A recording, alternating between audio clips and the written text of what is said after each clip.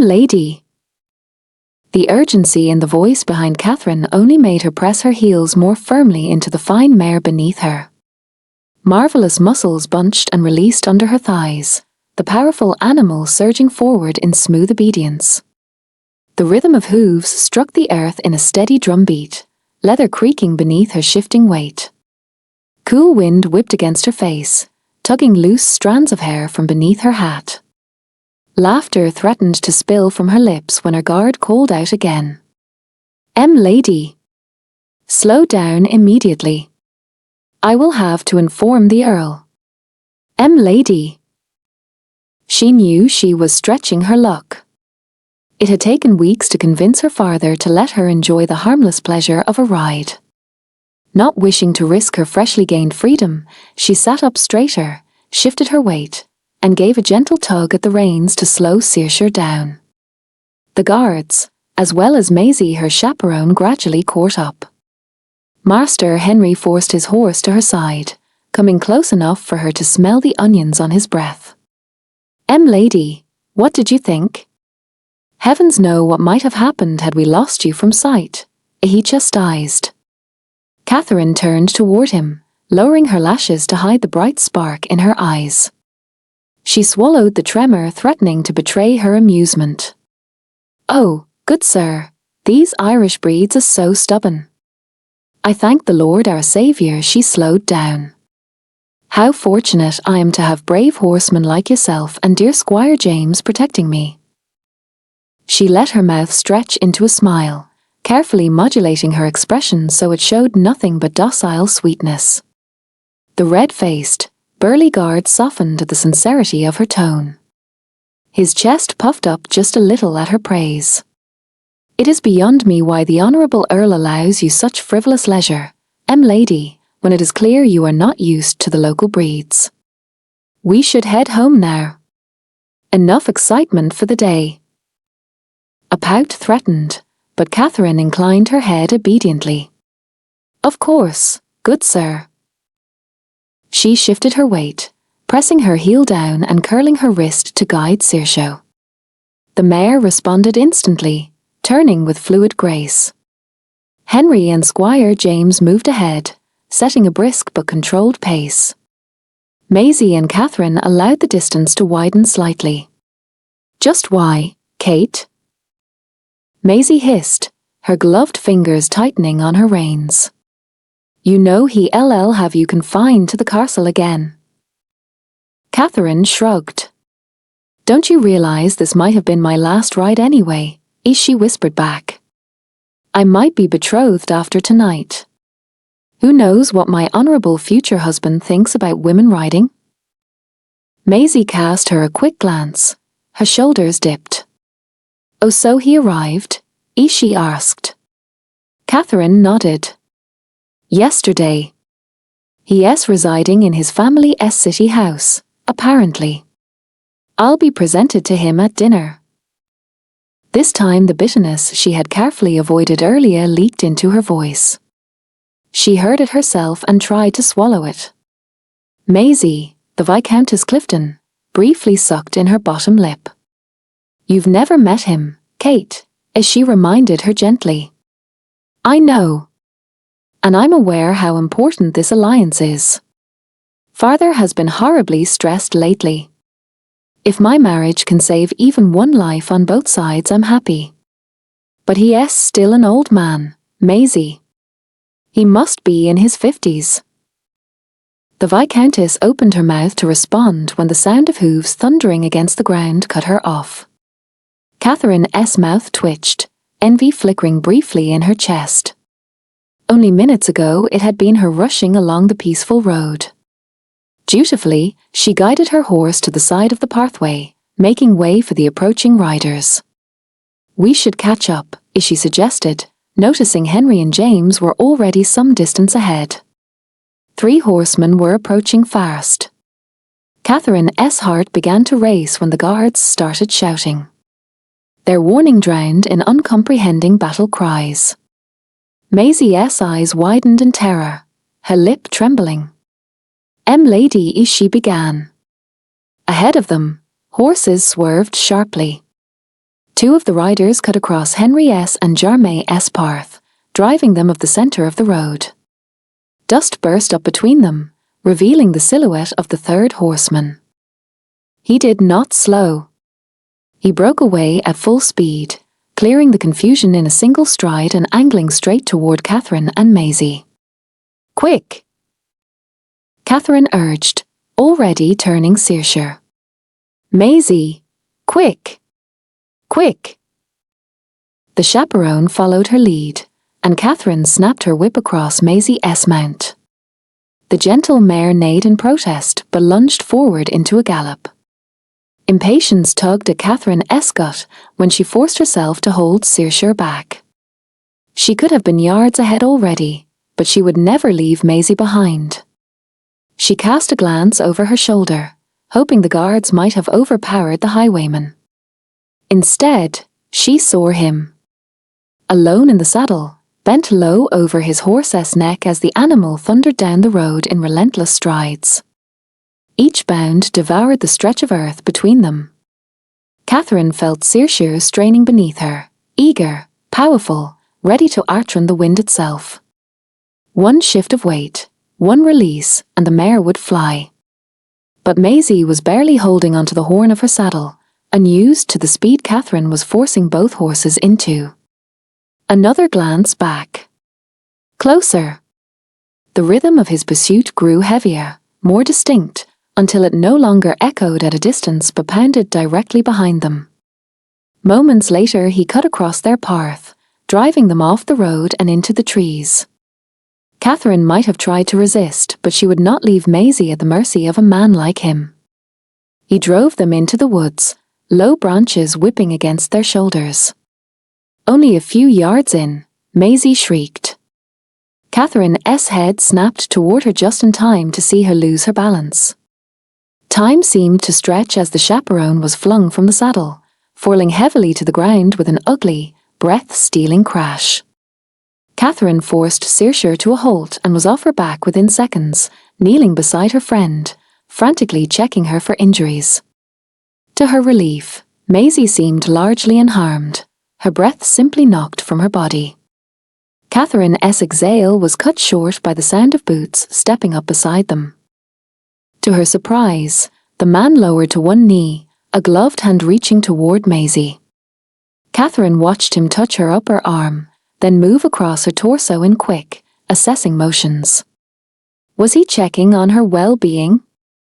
Her eyes widened at the thought, but then she heard the chaperone whimper in fear. Catherine did not remember deciding to move. She knocked his hand away and rose to her feet in one swift motion, placing herself squarely between him and Maisie. Defiance sparked in her eyes, though her voice betrayed her with the faintest tremor. "Take your hands off her." Her words were met with a low, rumbling chuckle as he unhurriedly unfolded his tall body to a stand. Distinct amusement laced his voice. "Mole, a bin uasal beag." Catherine's eyes narrowed at him. She did not understand a single word of Irish. The upper half of his face was concealed by a mask. A pair of intense green eyes mockingly mustered her. A brief shimmer of teeth greeted her assessment. His voice lowered to an intimate rumble. "Jealous?" he inquired, laughter trembling beneath the word. "If you'd rather have my hands on you, little lady, I'll happily oblige." Surprise bloomed in Aidan's chest when the lady bristled and threw herself between him and her escort. He and his men had spotted the small group from one of the hills. The opportunity had been too tempting not to act. So many of his people were suffering from the bad harvest the Dorn Na Chirian needed every penny to support those in need. 2 women, 2 guards, it had seemed easy enough. And it had been. Pardre and Duncan had distracted the men. Aidan had easily gained on the women. The smaller, curvier one had acted exactly as he anticipated. The taller woman, however, she had held herself on the horse exceptionally well, and now she stood there, eyes ablaze, face flushed, fists clenched, ready to throw a punch at him should he touch the other one again. He couldn't stop the smile stretching his mouth at the thought. She stood at least half a foot shorter than him, and yet she didn't so much as flinch. Confusion flickered across her face at his teasing, but then her features set in cool rage. He almost laughed, but bit back the sound. "You're a criminal," she accused. He bowed elegantly. "I am," he confirmed. He had stopped expecting her to break down and beg for mercy. This woman was something else. "So if you be so kind, little lady, to hand over your jewelry and other valuables, nobody else got to get hurt today," he suggested. Her face darkened. Accusation weighed heavily in her voice. "Whom are you trying to fool? My poor guards are probably lying in their blood at this moment." His intrigue deepened at that. A Sassenach lady caring for the well-being of mere staff? "We're not murderers, little lady. In contrast to you, we don't kill for the mere amusement of it."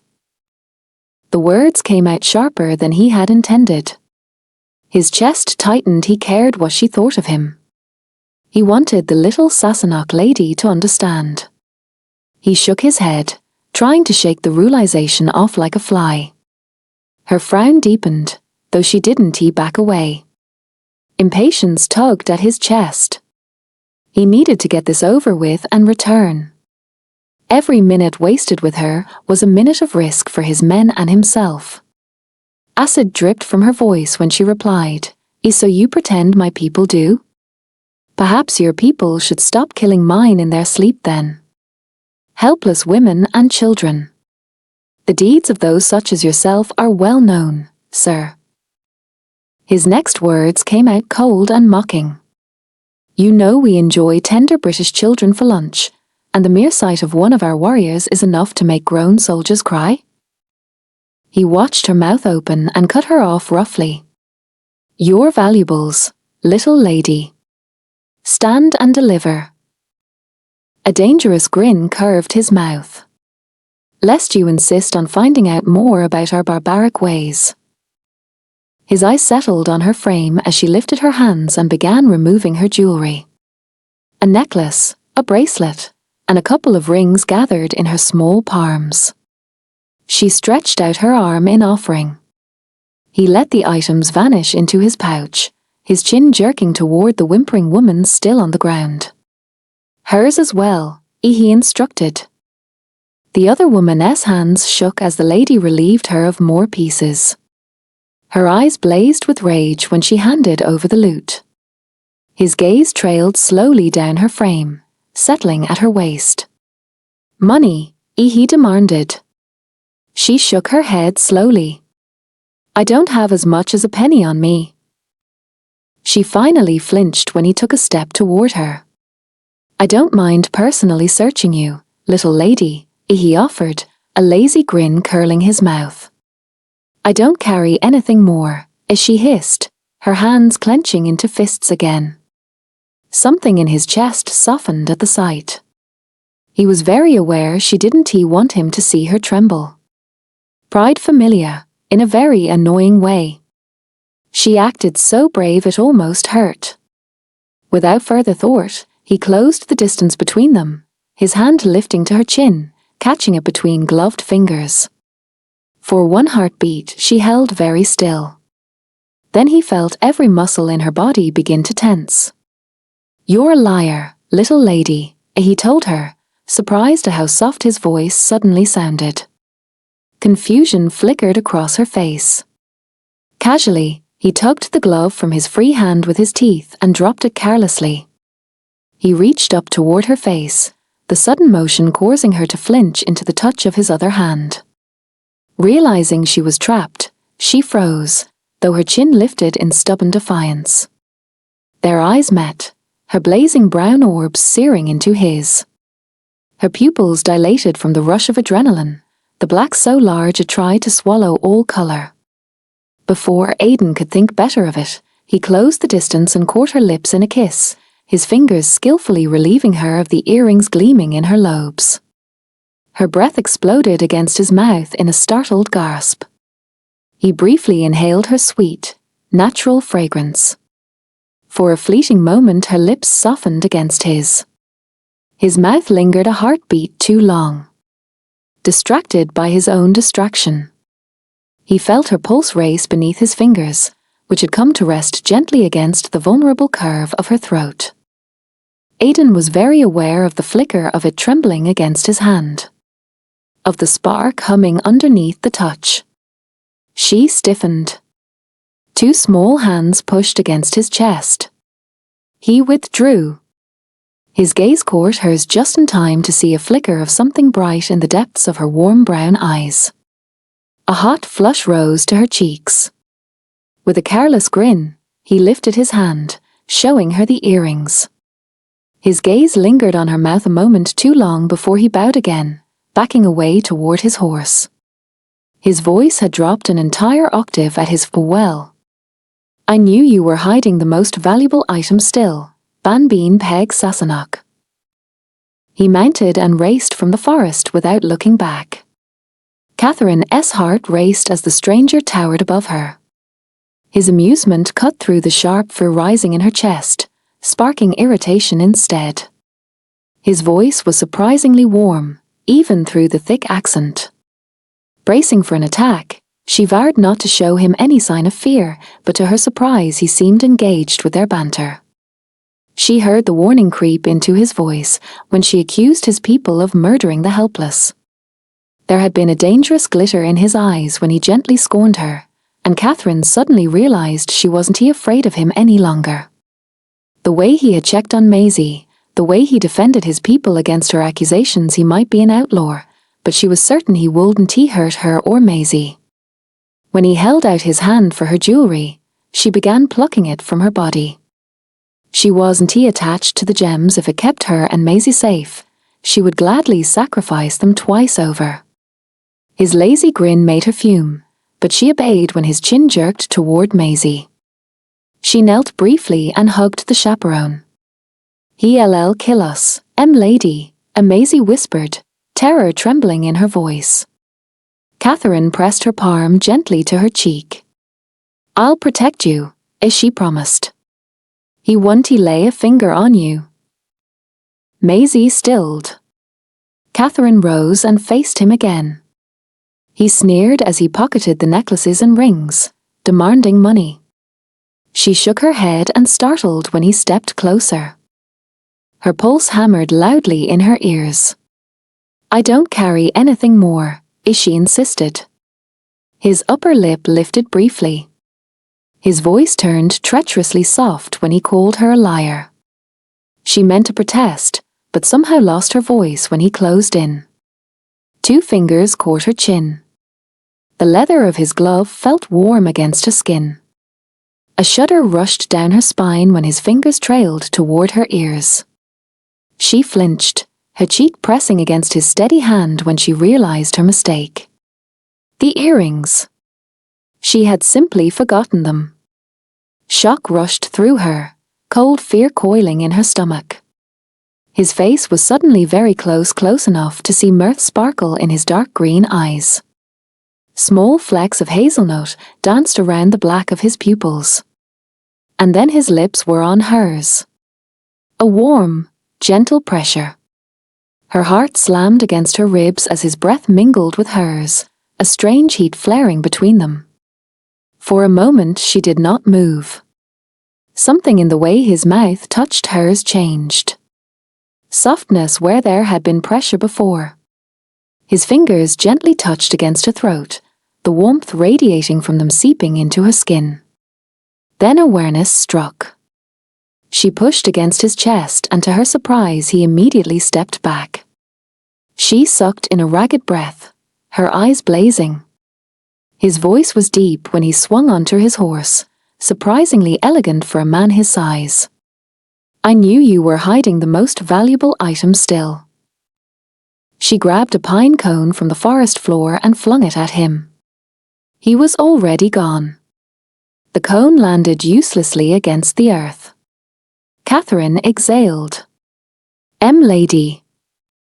Maisie's trembling voice pulled her back to herself, and she hurried to kneel beside her once more, helping her carefully to her feet. Catherine carefully wrapped the soft straps of fabric around her thighs and tied her stockings up. When she rose, the linen shift gently bunched around her, flowing down to her knees. She exchanged a glance with her maid and held on to the wooden bedpost while the girl laced her into the stay. She inhaled deeply to help and with the task. The familiar pressure forced her to stand very upright, and Catherine thoughtfully regarded herself in the mirror.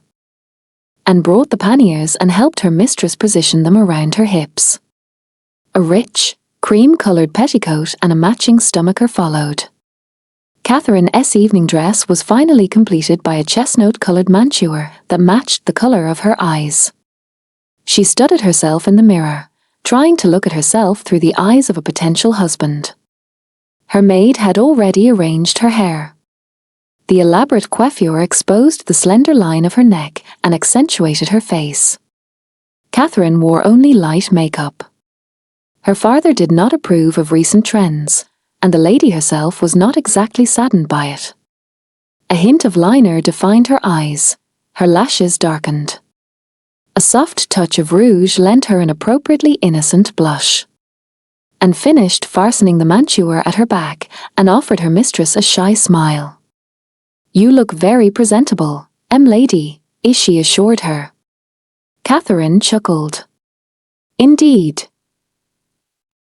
Unable to stop herself from teasing the poor girl, she added dryly, "Both of my sisters might see that as an insult, though."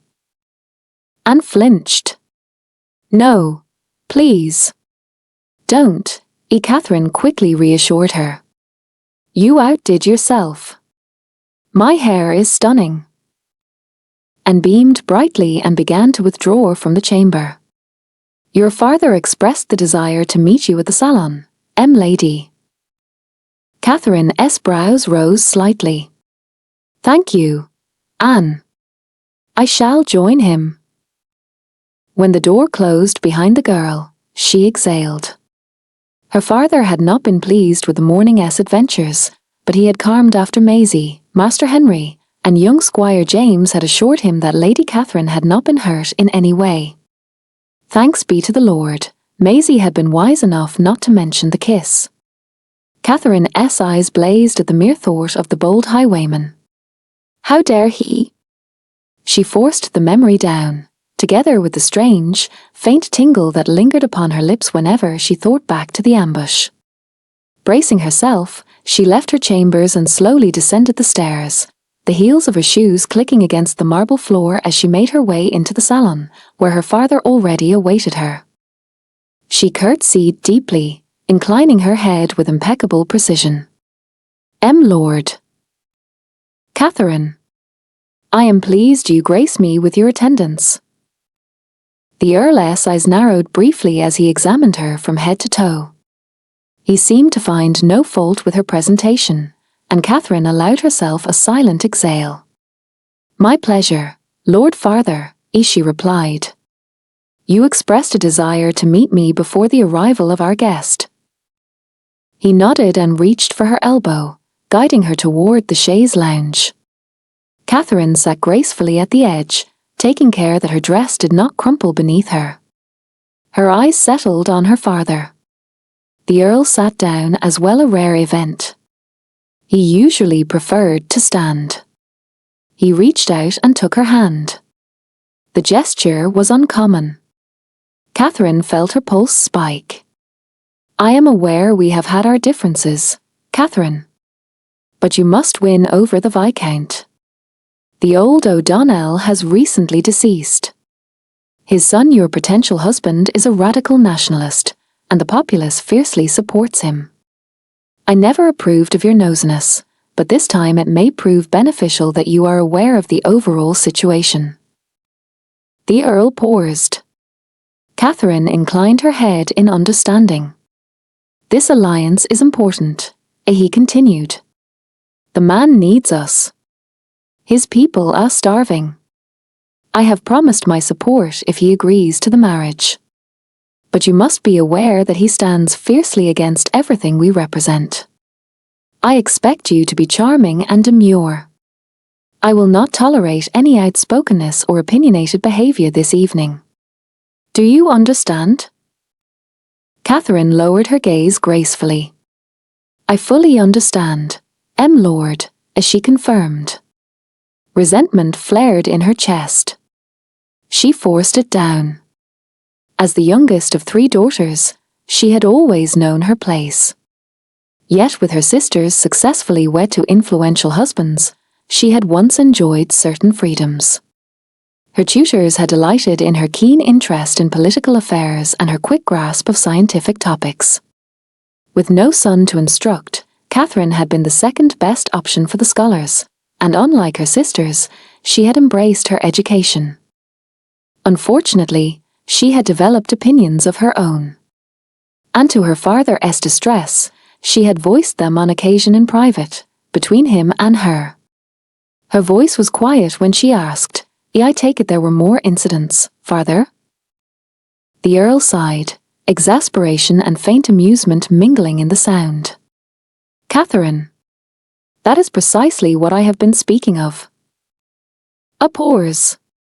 Yes. A small riot at the docks. The incident is under control. Do not concern yourself with it. Before Catherine could reply, the butler announced the arrival of their guest. The Earl rose and offered his arm. Please escort Master O'Donnell to the dining room. Her ladyship and I will join him. Aidan had reached the butler estate perfectly on time. Punctuality, at least, could not be used against him. The staff escorted him into a small salon to await his hosts, and he let his gaze wander briefly across the polished furniture and heavy drapery before returning to stillness. The Earl was well known in these parts. A fiercely loyal man to the British Crown, he ruled the lands under his control with a strict hand and little patience for dissent. The common people feared him, and most of them hated him. Aidan had stood against men like him for years, and now he found himself beneath his roof, preparing to dine at his table. Winter was approaching fast. The crops had failed in too many fields, the storages stood half empty, and imported grain cost more than most families could hope to afford. British fees pressed the last penny from a beggar's pocket.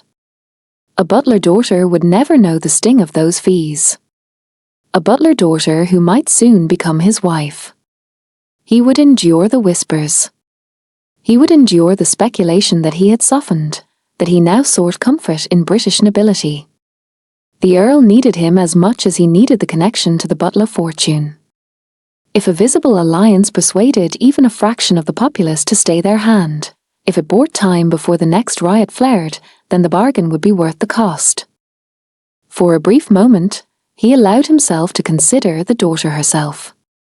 He had met ambitious young ladies before, polished, educated, raised to play their part with grace. He pictured silken shoes stepping cautiously across the worn floors of the O'Donnell family seat, a respectable farmhouse.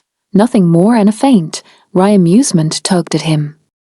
It did not matter greatly. Once married, he would not need to linger at her side. He was not courting a bride, he was negotiating terms.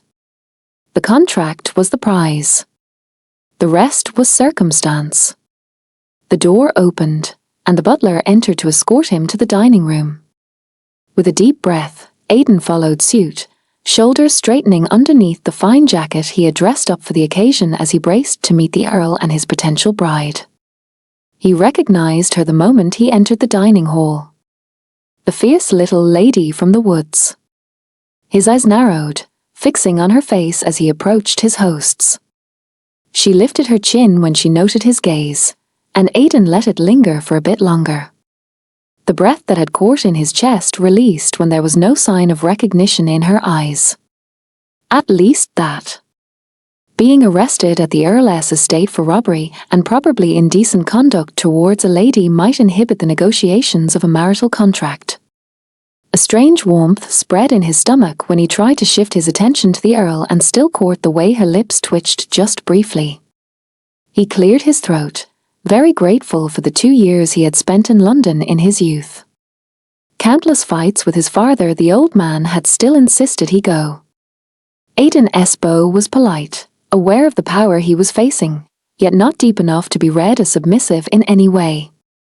The heavy Irish accent he'd grown up with faded, carved away by his years of studying. "My lord, I'd like to express my sincere gratitude for the renewal of your generous invitation. It is my honour to follow in my father's footsteps. The laird always praised your intelligence." The Earl's face remained a polite mask when he returned the bow and welcomed Aiden to the estate, before turning to his daughter.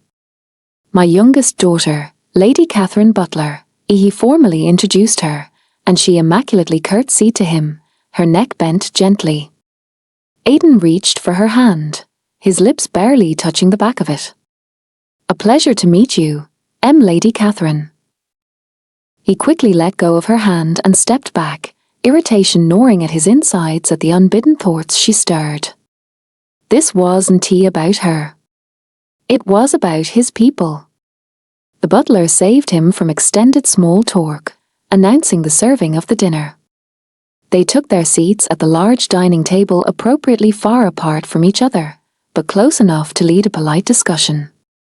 Aiden noted Catherine had been strategically placed ahead of him so they would be able to familiarize.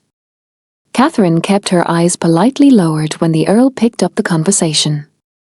They had successfully reached the third course of the meal when the tone of their exchange changed, even though the Earl's voice stayed deceptively light. "It was brought to my attention, Master Aiden, that you expressed certain concerns about this year's harvest.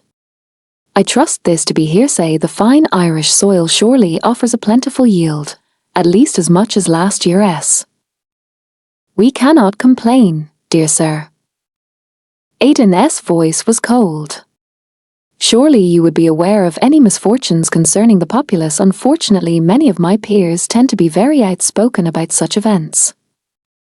The men briefly glared at each other. A cold, dangerous sparkle shimmered in the Earl's pale blue eyes. Aiden allowed himself a brief smile. Stalemate. Of course the Lord was aware of last year's devastating crop failure. Unfortunately, Earl Ormond wasn't aware just how deeply invested Aiden was and how close the area was to open rebellion. Dessert was served, an exquisite souffle, garnished with cream and fresh fruit. The tastes mingled in Aiden's mouth as he carefully swallowed. The Earl exhaled. "In light of our mutual satisfaction at the current political situation, I'd like to confirm that a connection between our houses seems promising." Aiden cast Catherine a brief glance as her father finally got to the core of today's meeting. Her eyes briefly flickered to his face before fixing on her father. Aiden tipped his head. "I dare say a mutual understanding between your family and mine seems even desirable."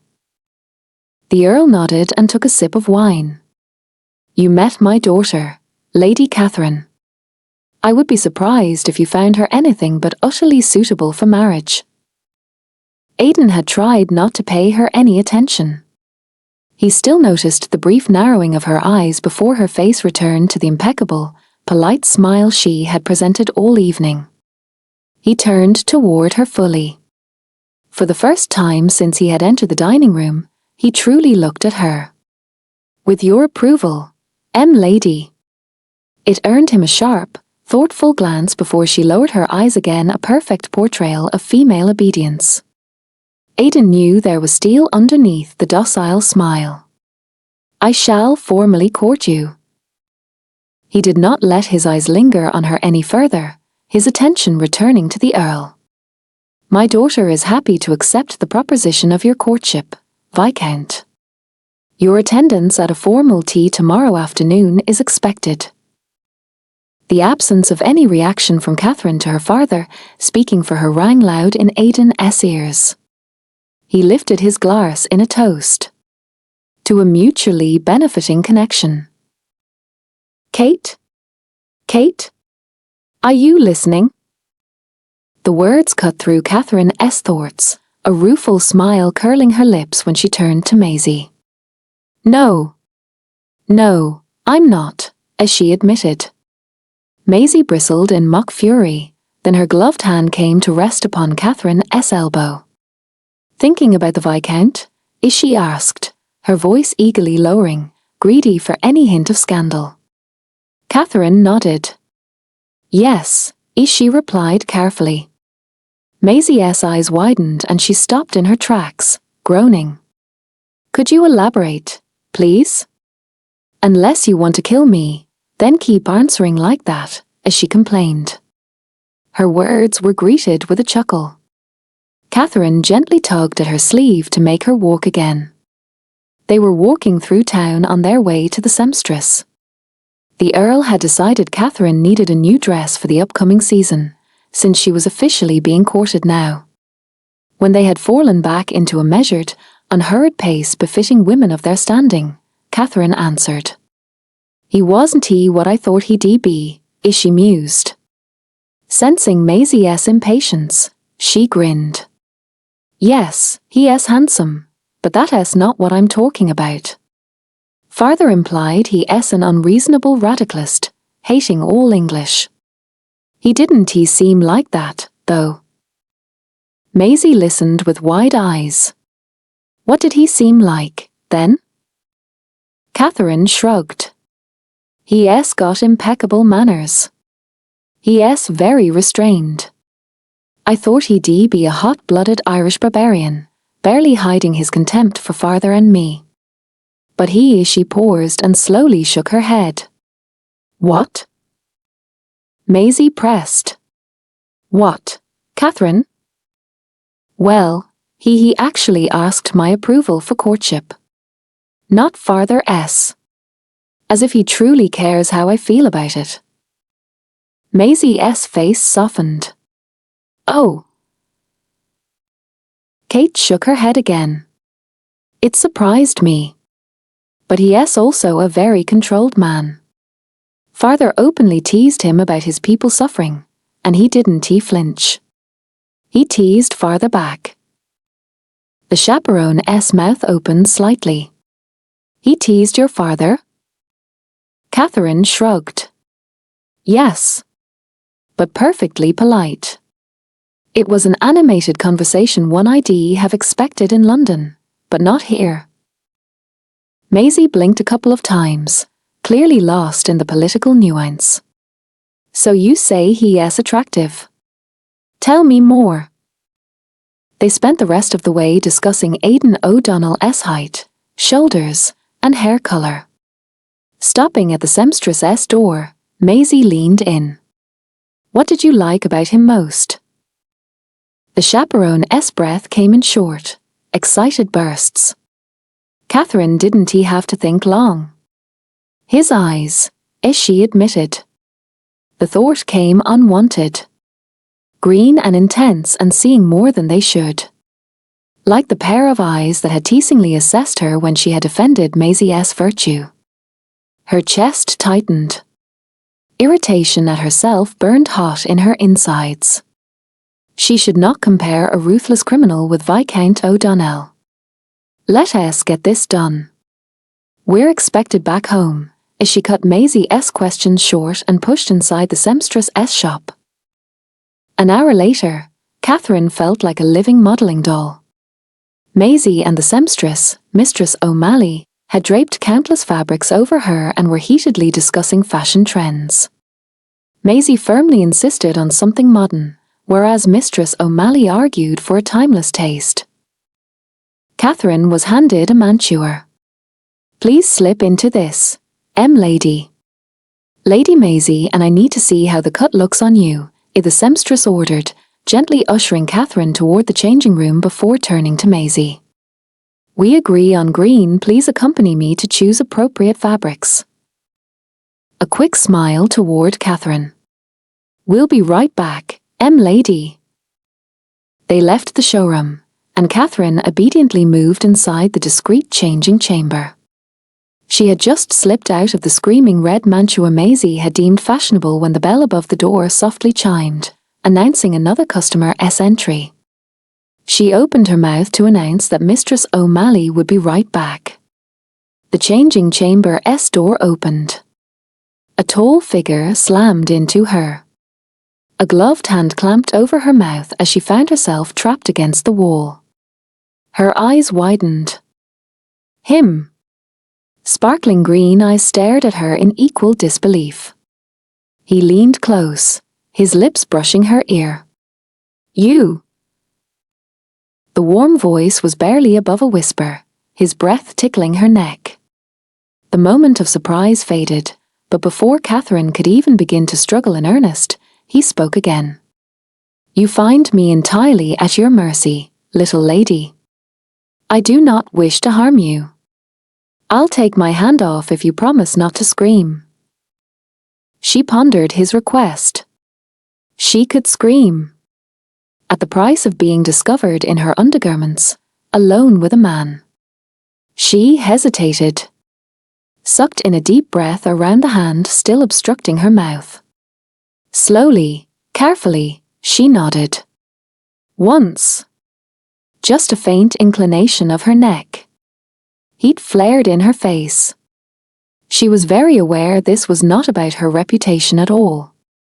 The hand withdrew immediately. She did not scream. He did not move.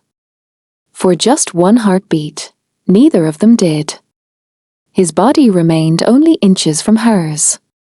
Heat radiated from his body, seeping through the thin linen of her shift. Catherine's heart stumbled once, then resumed as if nothing had happened. A breathless chuckle barely audible vibrated from him, the resonance pulsing through her own chest. My heartfelt gratitude goes out to you, little lady, he whispered. He tensed when quick steps announced the return of the seamstress and Maisie. Her eyes flashed. She squeezed past him, grabbing the mantua with shaking hands and throwing it over herself.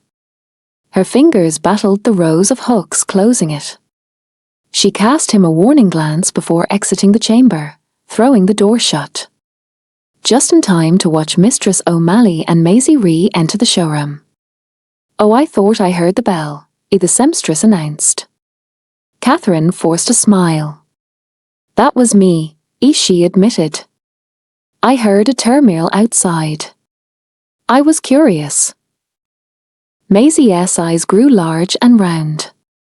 A turmoil, lady? Catherine nodded. A man. He was running, as she explained calmly, then shrugged and turned toward the women. I agree with Mistress O'Malley, Maisie. This neckline is borderline indecent. I'm a courted woman. I loved the classic cut you showed me earlier, mistress. Would you mind if I try that on again? The seamstress looked utterly pleased. Maisie, in contrast, glared as if Catherine had twisted a knife in her back. Catherine smiled ruefully. I'm afraid I don't like green. You mentioned copper, chestnut, and ivory. Maisie, would you mind fetching the fabrics with Mistress O'Malley? Maisie brightened immediately at the concession and nodded eagerly. Of course. Mistress O'Malley, what do you think about that beautiful lace you showed me? I said it didn't fit with the green, but with copper? What do you think? Catherine's heart raced as the women took their time retreating to the storage room. The moment the door clicked shut behind them, she burst back into the changing chamber. You're safe to leave, she said. Nothing more. A nod. A shadow dressed in black moved past her. Catherine squeezed her eyes shut, aware what she had done couldn't be taken back. Her voice came out strangled. Did I? What is your crime? He paused briefly. His gaze swept across her before settling on her face. Today. I've been trying to save a little girl from starving. And with that, he was gone. Catherine followed him to the door, but she had already lost sight of him in the crowd slowly meandering down the main street. When Maisie and Mistress O'Malley returned, she had stepped back onto the fitting block, patiently awaiting more fabrics. Aidan absent-mindedly guided Oik through the crowd gathered in the streets. Horse and rider knew each other well. It took barely more than a shift of Aiden's weight for the stallion to react. She had saved him. Catherine, the polite, obedient lady, his soon-to-be wife, had broken the law to save an Irish criminal.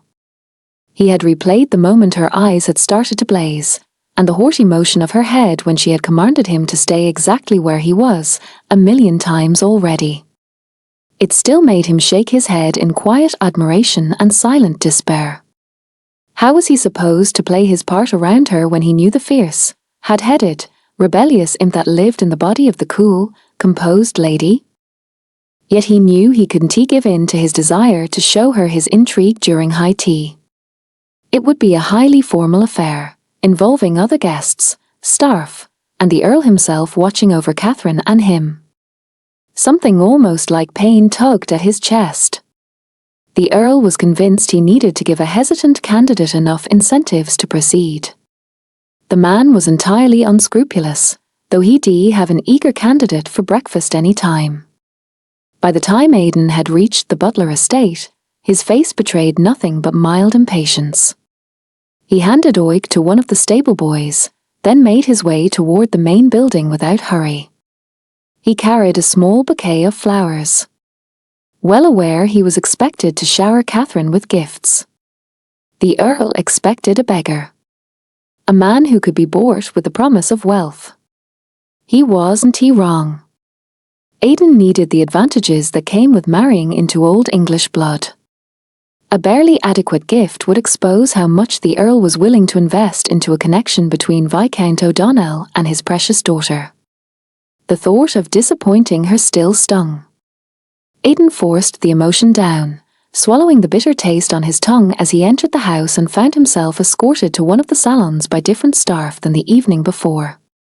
His eyes found her immediately. Of course they did. She was seated in a way that tastefully made her the center of attention. Her ivory dress provided a beautiful contrast to her dark hair. Aiden blinked.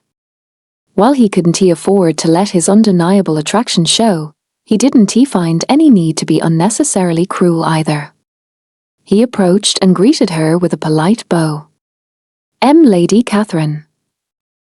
She extended her gloved hand to him. He took it into his own, the gentle brush of fabric against his bare skin, and pressed his lips to it. Lord O'Donnell, your attendance is such a pleasure." Her voice was perfectly calm. "And why wouldn't it be?" Aiden handed her the flowers. Her features didn't so much as twitch. There was no sign of disappointment. Instead, she accepted them gracefully and handed the bouquet to one of the servants. He wondered if her heart had sped up just a little at the seemingly small gesture. By accepting the gift, she had officially accepted his courtship. Aiden took the seat across from her, painfully aware of the countless pairs of eyes now watching them. Their shameless curiosity made him recoil. It couldn't be helped, however. Her voice rang out again. "I hope you had a pleasant ride here, Lord." A tip of his chin. "Indeed, lady. The city always thrives at this time of the year, don't you think?" Catherine's smile never wavered. "It is my first season here in Ireland, Lord, so alas I don't have a comparison." She exhaled, then quickly added, Please be assured I am quite enchanted with your beautiful country, sir." Aiden nodded, forcing his features to remain still. "You are too polite, dear lady." Something almost like a sparkle lit up in the depths of his eyes. "The weather has been exceptionally fine these past few weeks." It had been raining heavily most of the time. His words were greeted with the twitch of an eyebrow. The corner of her mouth threatened to curl when she replied, "A truly exceptional, of course." Aiden was served tea and helped himself to one of the tiny sandwiches presented on a tiered tray, together with a variety of pastries and cakes. The conversation stilled a couple of times. Aiden didn't bother to keep it flowing, but he didn't sabotage it either. He had meant to. He couldn't bring himself to do it. Their lack of enthusiasm didn't go unnoticed, and the Earl himself joined them. The fond, fatherly smile on his face didn't reach his eyes when he sat down next to his daughter. He took her hand in a familiar fashion, pressed a brief kiss to it, then narrowed his gaze on Aidan. His voice was dangerously soft. "Are you enjoying yourselves, dear children?" Catherine's lips pressed together, forming a thin white line, before her mouth relaxed into a smile. "Of course, Father. Lord and I just discussed the advantages of the local climate." The Earl's smile was thin enough to cut glass. "I am pleased to hear you are enjoying yourselves. I expect you have already agreed upon your next meeting?" he inquired, politely pressuring to have the courtship moving forward. Aidan answered with an impeccable smile of his own. "I intended to ask lady for a ride. Tomorrow, dear Catherine." He saw her face light up immediately. Her eyes shone so bright it almost hurt. The Earl shook his head. "I'm afraid I cannot allow such frivolous adventures." He offered a consoling smile. "I'm afraid my dearest daughter has some troubles with the local breeds. The ladies brought up here might be used to the temper." "My Catherine." However, he blew out an apologetic breath. Aidan couldn't miss the flicker of emotion on Catherine's face. Disbelief. Annoyance. Anger. Then her features blanked entirely. He nodded in fake understanding. He had seen her ride. The Earl didn't want to admit his precious daughter had been the victim of a crime. "That's a pity," Aidan replied at last, his voice carefully neutral. "A father's worry, however, is utterly understandable." He paused and turned directly to Catherine. "Perhaps you would still allow me to give you a tour of my stables? The O'Donnell family breeds some of the finest horses on the island. I suggest a traditional picnic after."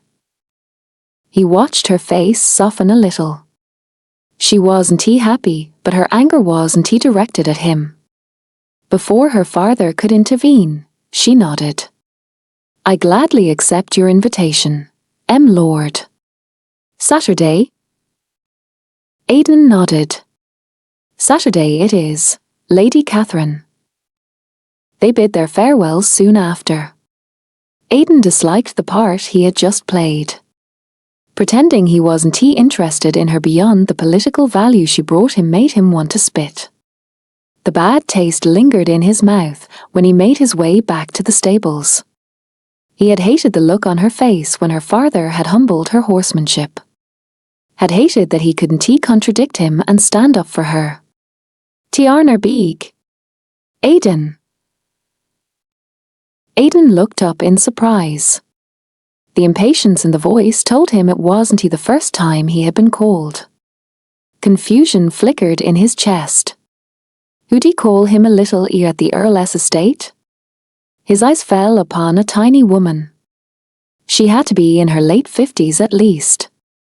Her back was bent. Her face wrinkled. "Mamo Murphy?" he asked. The old lady beamed at him. "You grew quite a bit," as she teased. Aidan winked. "Can't be. I guess you shrunk, mistress. What are you doing here?" Mistress Murphy shrugged. "I'm a chambermaid at the estate these days, Betrayal. You know your father gave up his properties in town." Aidan nodded. A shadow crossed his face briefly. "Hard times, mistress," he admitted. "For all of us," she agreed. Aidan knew it was a bad idea. He still had to see her. Had to talk to her. The real Catherine. Not the impeccable lady, but the brave woman he'd met twice. "Mamo Murphy," he said quietly. "Would you do a man a favor? For old time's sake?" She eyed him suspiciously. Aidan beckoned her to follow him toward the stables. With a piece of coal, he quickly scribbled a note on a scrap of paper, carefully wrapping a tiny item inside it. Sunlight briefly caught on the object, a sparkle quickly contained by the wrapper. He exhaled, the ordinary little package clenched tight in his fist. He knew he shouldn't tea. But the look of disappointment upon her face still haunted him. His temper won, and he handed the gift over to his chosen messenger. Lady Catherine is my future bride, Mistress Murphy. You said you're a chambermaid. So I wondered if you'd hide this little gift beneath Catherine's pillow? Just make sure she never finds out whom it comes from. The old lady's face softened and she nodded. Young love, as she sighed happily. Yes, Tiarner Beag. For old time's sake. Catherine didn't process a single word of Maisie's seemingly endless stream of chatter. The women were on their way to Mistress O'Malley for the first fitting of the new dress. The chaperone seemed equally excited as Catherine herself felt, just for entirely different reasons. I agree, Catherine said, sensing a pause in Maisie's monologue. She couldn't get the letter out of her mind. She knew it word for word. Little lady, I want to personally thank you. Meet me next time you visit your seamstress. The only thing I ask you to do is fall behind outside the shop and give me a couple of minutes of your time.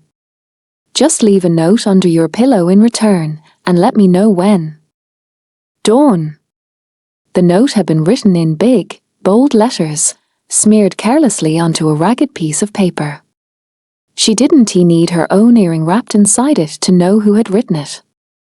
She just didn't know how he had gotten into her rooms, and even less how he had managed to make it into her sleeping chamber.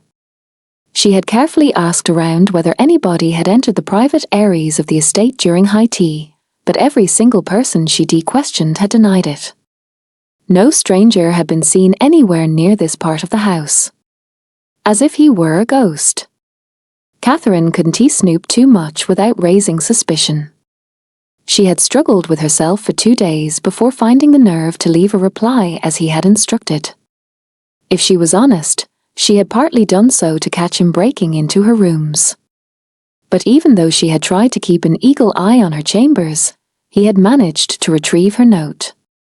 Between 2 of her checks, it had vanished. Of course, she had not stayed in her bed the entire time either. There had been enough opportunity to slip in and back out again.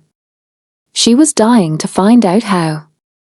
While she wasn't afraid he would hurt her, the thought that he could enter and leave her rooms at will and that nobody could stop him was deeply disturbing. Her heart sat in her throat as she and Maisie continued walking. The way seemed much longer today. Probably because Catherine still had not decided what she was actually going to do. She had told him the day. But she didn't know whether she would truly stay behind.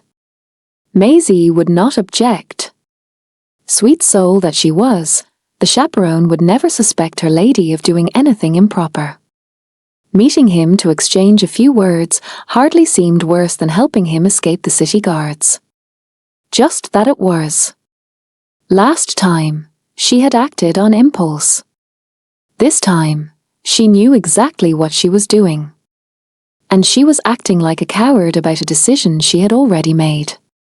With a deep exhale, she fumbled with her glove and stuffed it into her sleeve while they continued walking, until they reached the seamstress's door. Catherine extended her now bare hand and frowned.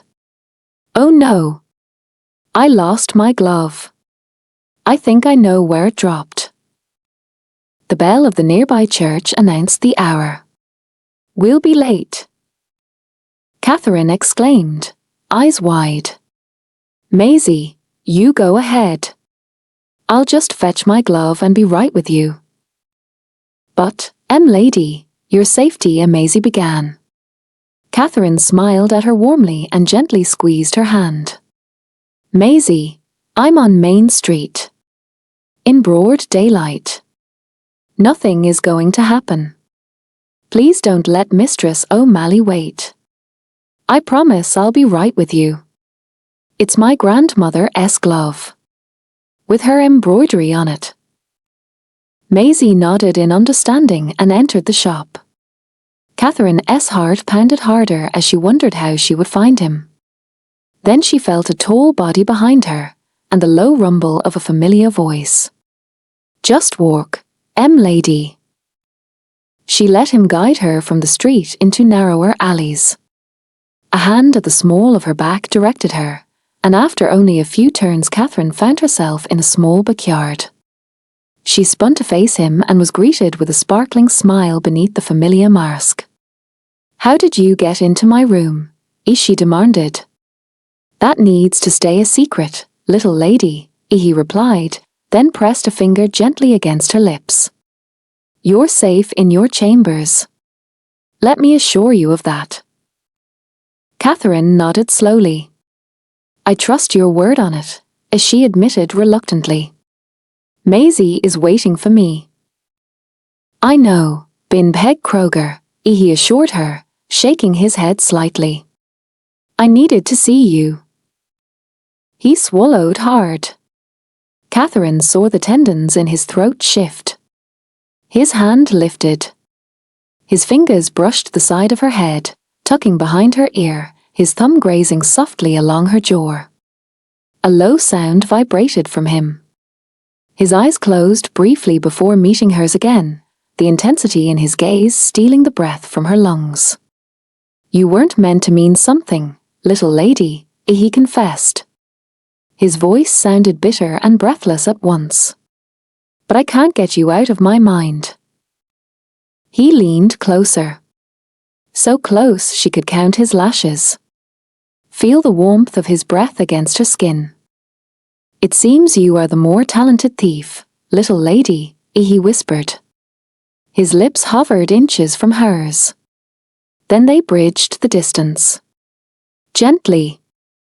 Reverently. Her eyes fluttered shut as he kissed her, her body softening against the warm pressure. Their breath mingled, warmth unfurling low in her stomach. A husky sound vibrated against her mouth. She swallowed it. She lost herself in the sensation, his scent filling her senses, the careful graze of his teeth against the curve of her lower lip, teasing her to deepen the kiss. And then she realized what she was doing. She stiffened. Her hands pressed against his chest as she turned her head. "I am betrothed." Her voice sounded breathless even to her own ears. Her lips tingled from his touch.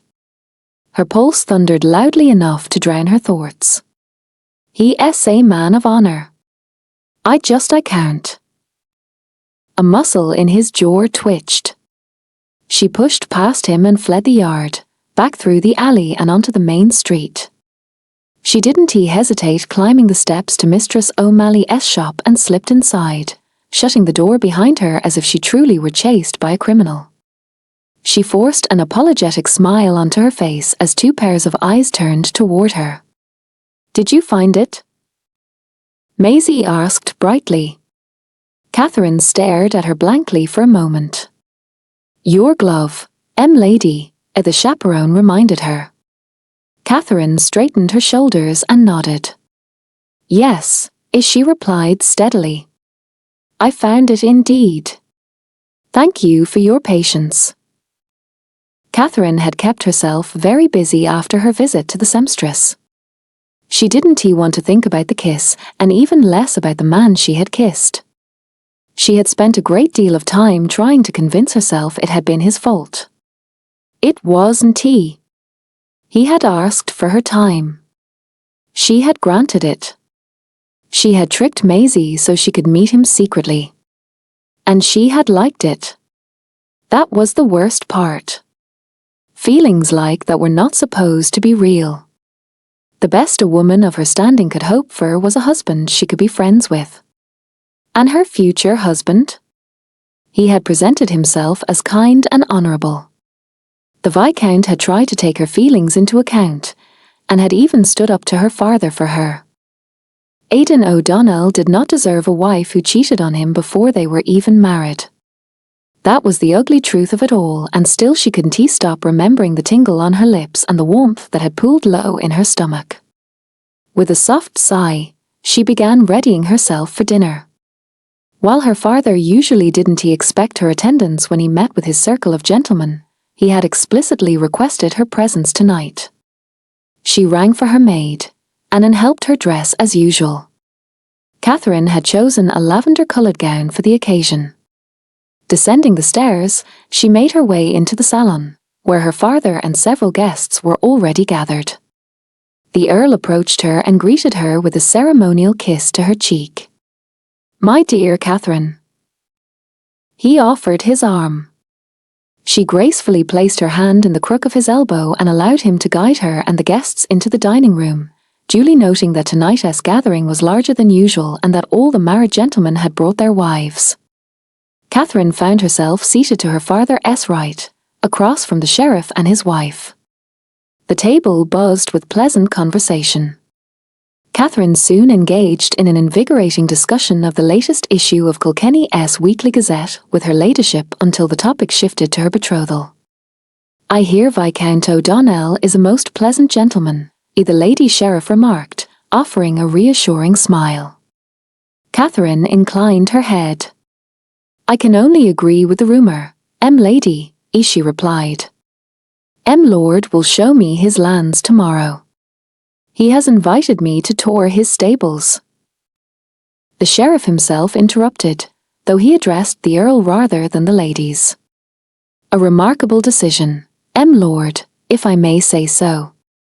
Especially in light of the recent events with the Dorn." Catherine's lashes fluttered at the name. A note beneath her pillow. Bold handwriting. Signed with what she had believed to be a real name. "The Dorn?" she asked innocently. The Earl nodded. "A group of rebels, lady. They call themselves the Fists of Ireland." He folded his hands thoughtfully. "Hopefully O'Donnell lives up to his reputation. My future son-in-law is said to possess a strategic mind. I am convinced the connection between our houses will prove beneficial. Neither of us truly wants the currently minor incidents to evolve into something greater." The sheriff's chest swelled. "I dare say our men can handle the handful stubborn enough to attempt revolt." Lord Butler tipped his chin thoughtfully. "While that may be entirely true, dear sheriff, I still prefer elegance over brute force." A dismissive shrug. "I agree, however, that most of the radicals are sadly unorganized. Save for the so-called fists." A satisfied smile spread across the sheriff's face. "I have reason to believe that the threat imposed by this group of radical patriots, as they like to call themselves, will diminish sooner rather than later, Lord." The Earl replied with a polite smile. "As I would expect from a man of your reputation, Sheriff." Lord Butler turned toward the ladies with a rueful expression. "Forgive us, ladies. We interrupted your conversation." Catherine inclined her neck graciously, lowering her gaze. "Your concern for my safety is never an interruption, my lord. I am touched and deeply grateful." The sheriff gently patted the back of her hand in a fatherly gesture. "You can rest assured, Lady Butler. It is taken care of. Our measures have proven extremely successful so far. The Dorn are already history." History. Examples made in public squares. Catherine offered the sheriff a look of innocent admiration and lifted her glass. "To the brave men who stand up for our safety." She took a sip of the heavy Bordeaux. The warmth of the wine spread through her stomach, masking the faint flush rising to her cheeks. The Fists of Ireland. Of course they would call themselves by a name in their own language. Dawn. More than one man. A fist. She had expected a harmless alias. He had given her a banner. No man signed a name like this unless he meant to stand behind it. She resisted the urge to bury her face in her hands as memories surfaced countless meetings between her father and the sheriff. Half-heard sentences she had once dismissed, knowing her father disapproved of her political curiosity. Grain shipments expected to earn high profits in light of yet another failed yield. A remark from a previous dinner. I have it on good authority from a local informer that there is some mischief brewing in the hills. She remembered the charges listed against the group, and in particular against their leader. Theft, robbery, conspiracy, treason. Enough to send every one of them to the gallows, as rebels and traitors deserved. A warm voice echoed in the back of her mind. A bitter sound, barely restrained. And a treacherous heart that hammered so fiercely against her ribs she feared her father might hear it. The next morning found Catherine incredibly tired. It felt as though she had not slept at all. She had considered hiding another note beneath her pillow. She had refrained. He would not take the risk of breaking into her rooms without cause to believe she wished to contact him. And she had made it clear she was betrothed and did not intend to ever see him again. The truth was that she didn't know anyone she could turn to. It was her first season in Ireland. Her mother had only agreed for her to stay alone with her father because her older sister was expecting a child, and her lady mother was at Susanne's side to assist and was expected in Kilkenny as soon as the little heir was born. Thanks to Anne, Catherine looked presentable when she left her suite and joined the party entering the coaches. The O'Donnell estate lay outside Kilkenny, a little more than an hour's ride and almost 2 hours by the slower coaches. Too much time to think. Catherine was seated with Maisie and 2 daughters of her father's acquaintances, young Miss Walsh and Lady Doyle. She knew she was poor company. The ladies' banter flowed around her while she leaned her head against the upholstered backrest, offering only the occasional murmur of agreement. Even if she had lived here longer, it was not as though she could turn to anyone and ask them to save a criminal and traitor simply because she happened to like his eyes. There was exactly one person she knew to be suspected of sympathies toward radical nationalism. The one person she most certainly did not want to reach out to. Her very own fiancé. But how could she possibly speak to him about her fear for the traitor she had kissed? If she suddenly hinted that she had reason to believe the sheriff planned a sweep of local radicals, he would have every right to question her motives. Assuming he did not suspect her of improper entanglement, she still had no way of knowing whether he would even be inclined to help outlaws and traitors. The Viscount had been nothing but proper. Implying he had ties to known criminals could be an unforgivable insult. The landscape flowed past the windows, the outskirts of the city giving way to gently rolling hills. It was a beautiful day, perfect for a picnic. Lady Doyle sighed happily about how romantic Catherine's life would soon be. The clean air. The lovely countryside. Close enough to the city to attend important invitations. Maisie and Miss Walsh readily agreed. Catherine nodded along. She closed her eyes when the topic shifted to Mistress O'Flaherty's latest column in the Lady's Diary. She did not care if she betrayed her father by speaking to Aidan, even if he proved unable to help. She cared what the Viscount would think. While she was aware he courted her for political reasons, she also knew he had been considerate of her feelings every time they had met. Rationalizing brought her no closer to a solution. She did not want Dorn to die. That was the truth she had circled since last night's dinner. Whether she liked it or not. Heat stung her cheeks, and her chest tightened when she finally admitted she had already made her decision. Catherine's heart thudded heavily when they reached the O'Donnell estate. Not racing, simply too heavy. Slightly off. The Viscount himself assisted the ladies from the coach one after another. His hand politely touched hers as he guided her down the step. His fingers lingered for a heartbeat longer than necessary. She averted her gaze, uncommonly shy. Her throat felt painfully tight, and she swallowed when his touch withdrew. His polite voice rang out, inviting the guests to accompany him to the stables.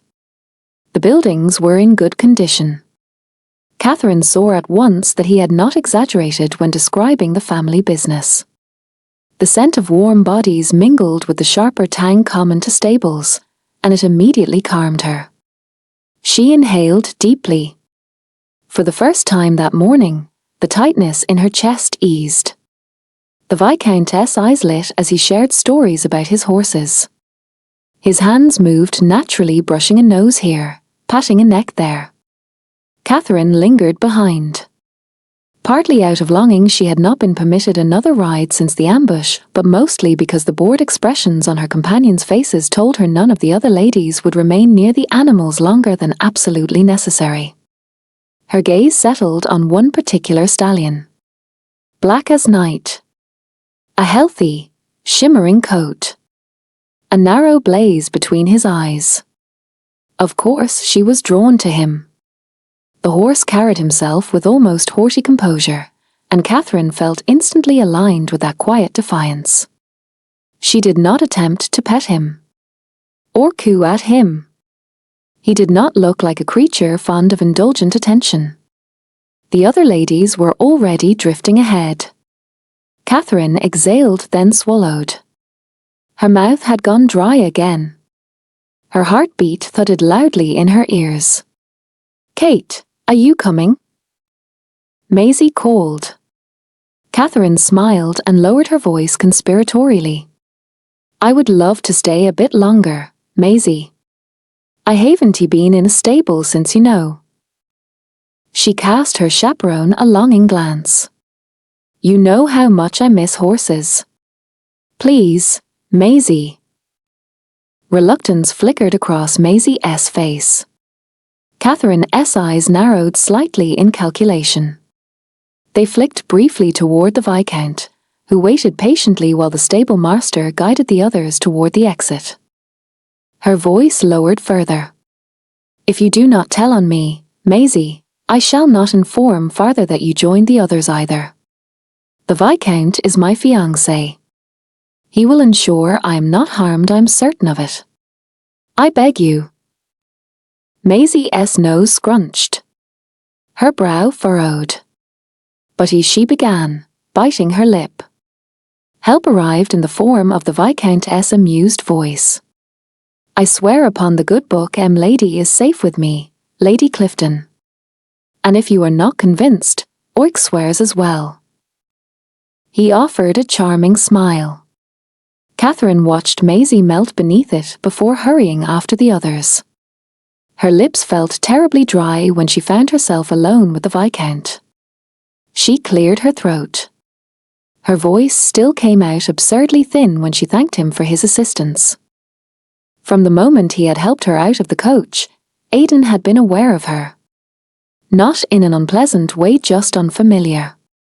Her eyes had started to shine the moment they had entered the stables, and he had noticed the way her chest had lifted, sucking in the scents through her nose. His stable master and one of his best friends, Betrayal, had taken it upon himself to escort the guests to the picnic Mistress Jones had been preparing all day and large parts of yesterday as well, when Aidan had noticed Catherine falling behind. He had not suspected anything about it when he had joined her and Lady Clifton, but realized the moment he stepped closer that Catherine was up to something. The way she started to talk Maisie into leaving her alone with a probably dangerous man and even more dangerous animals almost caused him to smile. At the same time, the ghost of a warning tugged at his insides. Catherine clearly wanted to be alone with him. His eyes narrowed, wondering if she had figured it out. He'd been foolish to ask her to meet him. Risking the lives of good men for a woman he barely knew, when she'd be his in a couple of weeks anyway. The way she expertly played with her chaperone's good-naturedness still had him bite back a grin, and when a sharp gaze from narrowed eyes flickered across his face, he stepped in, vowing to Lady Clifton he'd protect Catherine. Aidan could practically smell her nervousness the moment Maisie had left. It screamed from every line of her body. Her shoulders were held just a little bit too straight, her chin was stubbornly lifted, while her eyes refused to focus on him. Catherine was staring at the floor, her voice strangled when she thanked him for helping with Maisie. It was hard to watch. His hand twitched against his thigh, battling the urge to reach for her chin and make her look at him. He exhaled. Slowly. She had something on her mind. He knew it would come out if he didn't push. It always did. People just hated silence. And Catherine clearly had some kind of agenda. He could see the resolution settle on her face when she lifted her eyes and stared at his chest. Progress. Her voice was soft when she started. There's something a matter I need to discuss with you, Lord. He interrupted her. Aiden, please, lady. It earned him a quick glance right into his eyes and a tiny nod. The way she squirmed instead of just spilling whatever it was she meant to tell him caused his own suspicion to surge. He could tell she didn't want to confide whatever she had on her heart to him. I'm sure you're aware of your political reputation, Lo. Aiden, she tried again and he nodded. Slowly. Her voice was strained when she continued. I wish to assure you that I do not intend to insult you with assumptions.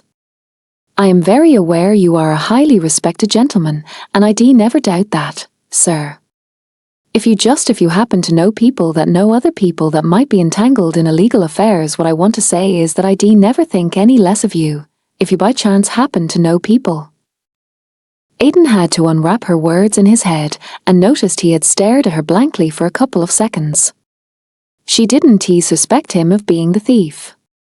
She did not have beaten around the bush that long had it just been that. There was something else. His body twitched when he kept himself from stepping closer to reassure her. Aiden tried to convey it with his voice instead.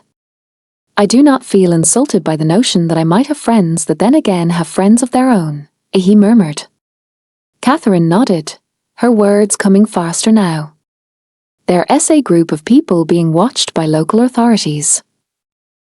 A piercing gaze met his. People accused of treason among other crimes.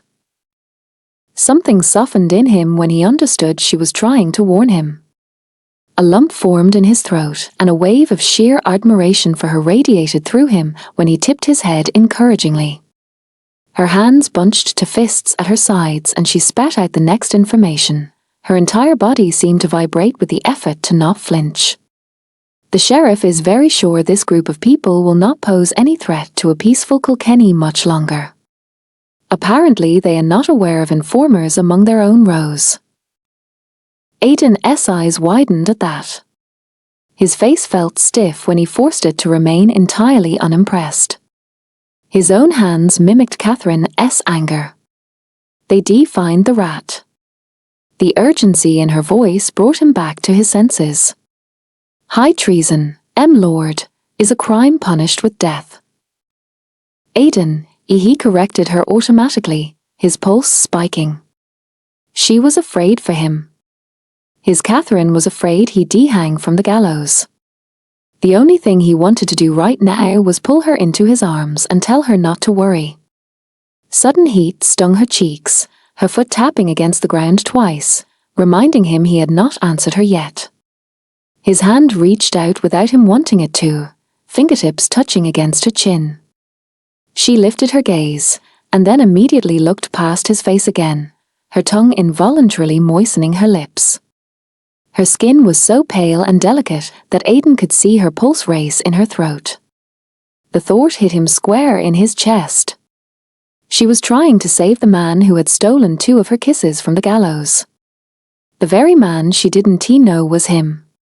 She couldn't even look him in the eye talking about it. Aiden bit down upon his tongue. The urge to confess everything to her so strong he had to bite back the words. But she couldn't know. She had already committed treason herself by trusting him. She had risked everything. For the man she had pushed away so she would not dishonor her future husband. He clenched his jaw so hard that his teeth started to hurt, forcing himself to a reply. I am well aware, lady. She finally looked at him. Her warm brown eyes were overflowing with emotions. Her nose twitched briefly. She wasn't content with his reaction. His eyes were magically drawn to her lips when she tipped her head briefly. "The friends of your friends, Aiden. Will you let them know?" She asked, blunt this time. It was too much. Seeing her tremble from fear of his disdain, while still trying to protect somebody she didn't seem to think worth dying. Aiden didn't even try to stop himself when his arm wrapped around her shoulders and pulled her against him so that his lips could find her sweet mouth. It felt like he was kissing her for the first time, and in a way he was. Something inside him knew he mustn't scare her, and he tried to withdraw from the kiss. Tried to break it, but then the muscles in her back softened underneath his hand. He could feel her suck in a breath, and her lips gently pressed back against his mouth. His hand moved to her jaw, her ear, tilting her head, fingers gently teasing against the side of her face in the way he knew would make her allow him to deepen the kiss. His teeth carefully grazed her bottom lip, nibbling, asking her for more. For so much more. He knew he had made a mistake only half a breath later. For a couple of seconds she had been so soft and pliant, so responsive. Her body had stiffened the moment his teeth had touched against her mouth. Now he might as well have held a statue of marble. The warmth that had lived in her a heartbeat earlier was gone completely, replaced by a rigid stillness that traveled through her shoulders and spine until even the breath in her chest seemed to stop. He withdrew, his hands still wrapped around her waist, scanning her face for what had just happened. Aiden's gaze was met with cold fury. He understood moments before she could confirm his worst suspicion. He could see it in her eyes. His breath hitched briefly. She knew. She removed herself from his embrace, ice clinking in her voice. "You were very convincing. Dawn." He shook his head. Reached for her arm to make her stay. She shook his hand off like a fly, already gathering her skirts. For a heartbeat she stood utterly still, as if bracing herself. Then her shoulders squared, familiar composure settling over her features like a mask. "Catherine."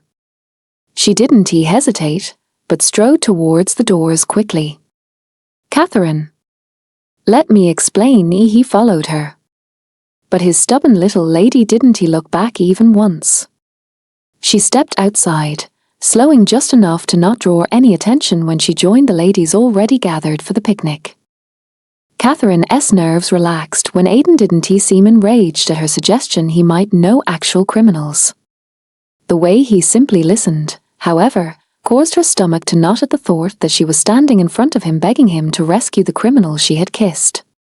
She caught herself squirming and forced herself to endure the conversation standing still. She couldn't bring herself to look him in the eyes. She knew she was being irrational about it, and at the same time she was entirely sure Aiden would see everything in her gaze. He stayed entirely unimpressed, and Catherine was sure if he truly understood what she was trying to tell him. That people would die if her warning didn't reach the right ears. And Aiden just stood there and said nothing. She reframed her warning. Told him treason was a capital offense usually punished with death. He assured her he was aware of that. Catherine gritted her teeth. Her ears were rushing with her spiking pulse when Aiden reached for her chin. His fingers brushed against her jawline. The touch was gentle but insistent, coaxing her face to tilt upward until she looked right into his own. Despair mingled into her voice when she forced herself to excruciating straightforwardness by outright asking if he'd pass her message on to the right people. Her question was met with stillness. Then motion. She had not accounted for him suddenly wrapping his arm around her. She almost stumbled when he pulled her forward, and suddenly his lips were brushing against hers. The touch was restrained, as if Aiden himself was surprised by his move. His body tensed against hers. His lips lingered, as if he wasn't quite sure whether he meant to proceed. flush against his body. His tremble registered instantly. He was so close that Catherine could see his nostrils quiver once, as if he was inhaling her scent, right before his mouth softened against hers. She was doing that. She was coercing him to act like this. As if he'd forgotten he had sworn on the book nothing would happen. Catherine felt strangely powerful, knowing her presence made him lose his composure. Her eyes closed when she gave in to the rush of emotions, entirely swept away. His hand brushed against her face, angling her neck. Teeth grazed against her bottom lip. A sensual, playful nibble. Confident. Cocky. As if he was sure she would give in to temptation. A shiver ran down her back, her breath hitching in her throat. The heat pooling in her belly knew it before her mind caught up. It was him. Aidan was him. The thief. The very man she had meant to protect from betrayal was kissing her in his own damn stables as if he had any right to her lips. Catherine could tell he had sensed the change. He withdrew, and for a long moment their gazes locked. Now she saw it. The beautiful color of his eyes. The lighter brown specks dancing around his pupils, almost swallowed by their blackness. Her face flushed, heat stinging her cheeks. The warmth pooling inside her eyes caused her to finally inhale, despite her lungs protesting against it. She wouldn't drown in overwhelm. She wouldn't give him that. Even though the ground underneath her feet felt shaky. Catherine didn't recognize her own voice when the accusation spilled forth. You were very convincing, Dorn. Thin and cold. And awfully shaky when she breathed the name he had kept from her. His eyes widened. His mouth opened. She didn't want to hear any of it. Didn't want to hear him making fun of her. And the very last thing she wanted was to show him how much he affected her. She pushed past him, shaking hands gripping her skirts. The fabric bunched around her legs as she hurried down the stable aisle. Her feet hit the floor too hard, like her legs had forgotten how to move. She heard him call her name. She didn't look back.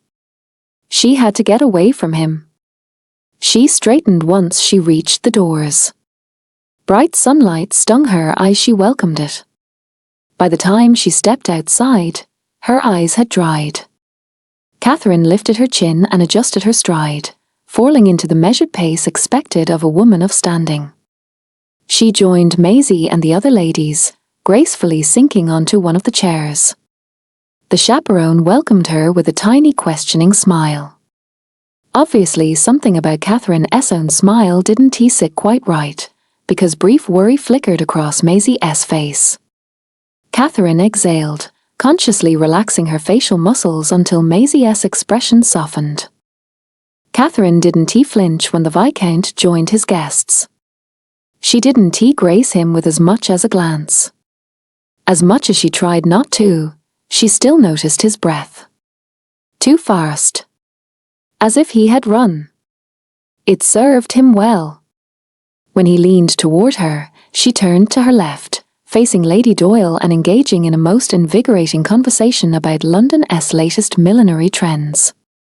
From the corner of her eye she caught the strained expression on the Viscount's face when he gave in to Miss Walsh's exuberant questions about the rural delights this part of the county had to offer. Their eyes met for a brief moment. His own face a perfect mirror of her expression. Composed. Polite. For the first time she saw right behind it. Strange that she didn't feel any triumph at holding his life in her hands. The thought crossed her mind unbidden. All it would take was one word of hers. Her face stiffened. Despite what he'd done, she would never repay his deception in kind. Something tensed in her chest when acceptance settled in. Heavy like a weight. There was only one way to dissolve the courtship and their marriage without causing a scandal for her. She was stuck. She'd spend her life with the man who manipulated her all along because she still couldn't bear the thought of seeing him hang. The moment the coaches left the yard, Aidan turned on his heel and headed back to the stables. He wasn't entirely sure how kissing his own fiancée had turned into a catastrophe, but he didn't have time to think about Catherine right now. The information she had given him was extremely valuable, and the Dorn needed to act on it now. Aidan took up a pitchfork and joined Padre in feeding the horses. Usually, Aidan didn't bother hiding his rebellious activities in his own home. Catherine's disclosure of an informer among his own men, however, had him tread more carefully than usual. He patiently waited until the stable boys had cleared away, and it was only the stable master and him left. Aidan could tell Padre was aware they needed to talk by the lifted eyebrow alone. The half-smile on the man's face died once Aidan had summarized his earlier conversation with Lady Butler. Padre spat, the gob of liquid hitting the aisle. So that's all we know? Any hint about where exactly the spalpeen sits? Aidan shook his head. Nothing, he admitted. Just that there is a rat. Not who. Not where.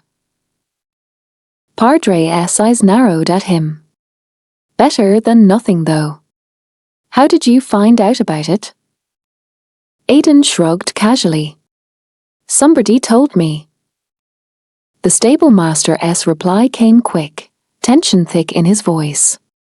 Somebody, eh? Who? They trustworthy? Aidan's throat tensed. He nodded once. Very, he confirmed, intending to cut the interrogation about his source short to no avail. Suspicion gleamed in the other man's eyes. He couldn't blame Padre for it. The accusation weighed heavily upon him as well. He had briefly pondered Catherine acting on her father's behalf. He knew the Earl only considered him as in-law because he was a highly suspicious individual. Perhaps Lord Butler was using his daughter to place his very own spy right in Aidan's bed. But the Viscount knew Catherine. Her guilt at betraying the information had been real. And so had her shame and anger at discovering his secret. Who? Aidan grunted dismissively. Somebody who shouldn't he have. Unfortunately, Padre was a quick thinker and one of Aidan's oldest friends. He'd told him about his fiancée being the very lady they had robbed the same morning once he'd been back from the Butler estate, back when he had officially met Catherine first. Today he had even assisted Aidan and Catherine in having some privacy. The stable master's eyes widened, and then a smirk crossed his face. Really? A brief pause. Then a shrug. Maybe your idea to marry the Sassenach wasn't as crazy as I thought, a Padre admitted, whistling through his teeth. Aidan rolled his eyes at it. Right now he wasn't sure he was still agreeing. He'd never meant for Catherine to play any role in this mess. And now that she knew he wasn't just a radical nationalist but a criminal and traitor? She'd been so furious. And ironically, her position had radically changed since before he'd kissed her. She had sought him out because she trusted him to save a criminal. Now she held the power to destroy him with a snap of her fingers. Something in his chest softened when he realized she had still stayed for the picnic. She had composed herself. Aidan slowly exhaled.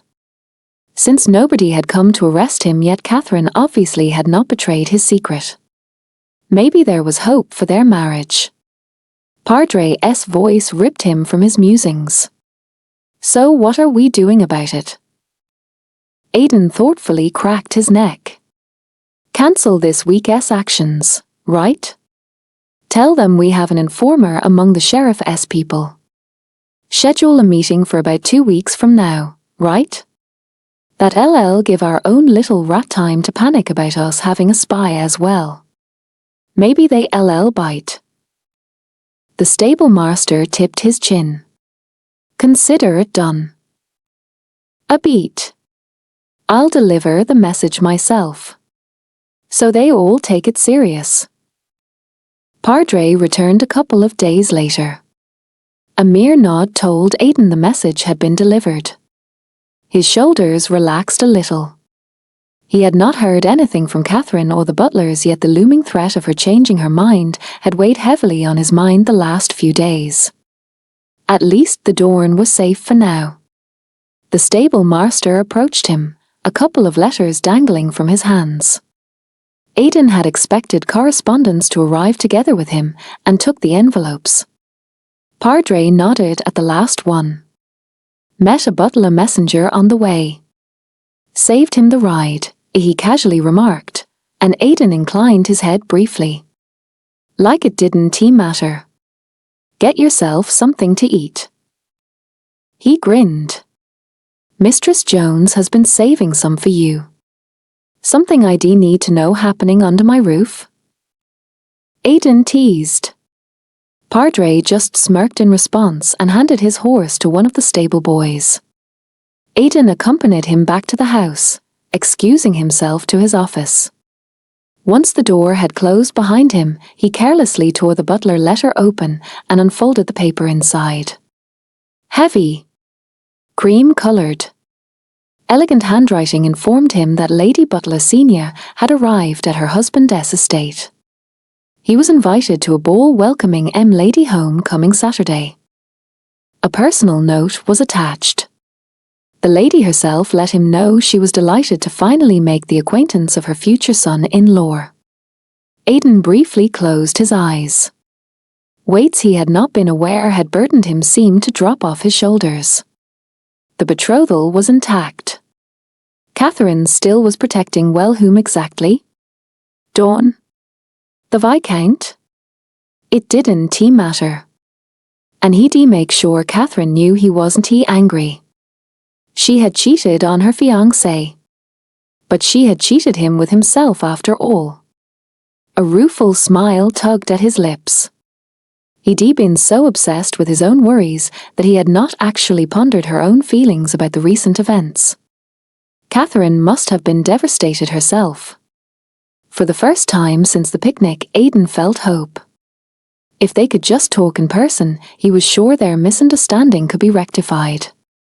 He had to make sure she understood he didn't think bad of her at all. He took up the quill and scribbled down a formal reply, adding a note to the butler's master of ceremonies, informing him that he insisted on Catherine's first dance. It should allow for enough uninterrupted time between them. Catherine stared at her reflection in the mirror. The new dress undeniably suited her. Mistress O'Malley had outdone herself. The flaming copper of the silk contrasted her skin beautifully, and had cinched the stay tight. Her shoulders were forced back by the unyielding cage, shielding her body from the world outside. The esclavage her lady mother had gifted her with was draped across her chest. Catherine's lips twitched when she studied the piece. Softly shimmering pearls connected to the medallion centered above her cleavage. The sheer irony of it caused laughter to vibrate inside her chest, scraping her roar from the inside when she swallowed it down. Catherine pressed a hand to her chest, as if she could calm her racing heart by pushing down on it. To no avail. There was no way she could avoid the Viscount tonight. Of course he had claimed her first dance. The young lady butler was very aware that this very dance would shape the rumours she'd have to face later. Her face hardened. The usual gossip mongers wouldn't find anything remarkable to talk about. That she'd make sure of. Nimble fingers briefly touched her face as she gently pinched her cheeks, causing the applied blush to blend a little more naturally with her skin, before she left her suite and started the seemingly endless descent down the stairs and into the ballroom. Of course her entry had been timed by her dear mother, so the bride-to-be would receive utmost attention. Catherine let the fan snap open, coyly concealing her face with it when she entered. The bright smile she might have been able to conjure only a week back felt stiff on her face today. Her eyes swept the crowd already gathered as she made her way towards her parents, curtsying in impeccable politeness as she greeted the guests of the house. Of course, he was already there. He weaved through the crowd with a casual, almost lazy elegance, moving parallel with herself. He knew how to play the game. Catherine had to give him that. He wasn't approaching her at all, he was closing the distance to her parents, and no matter how much she delay her own approach, she knew she wouldn't escape. Her dear mother would take care of that. She spoke her greetings first to parents, then she curtsied to him. Polite. Stiff. Perhaps even half an inch deeper than necessary. To her utter satisfaction, her voice sounded cool and entirely untouched. Viscount O'Donnell. He offered a most charming smile, his deep voice rumbling when he replied. Aidan, my dear Catherine, he corrected. Catherine lifted her fan, letting it flutter across her face twice. Viscount, as she replied in fake shock. That be Miss Butler for you. Her mother honored her manners with a faint smile. Aidan recovered quickly and soon was engaged in exchanging pleasantries with both Lord and Lady Butler. He inquired about Lady Butler's travels, feigned interest at her belated arrival in Kilkenny, and even asked questions about Catherine's newborn nephew. It was unbearable. He behaved like he had any right to be part of her family.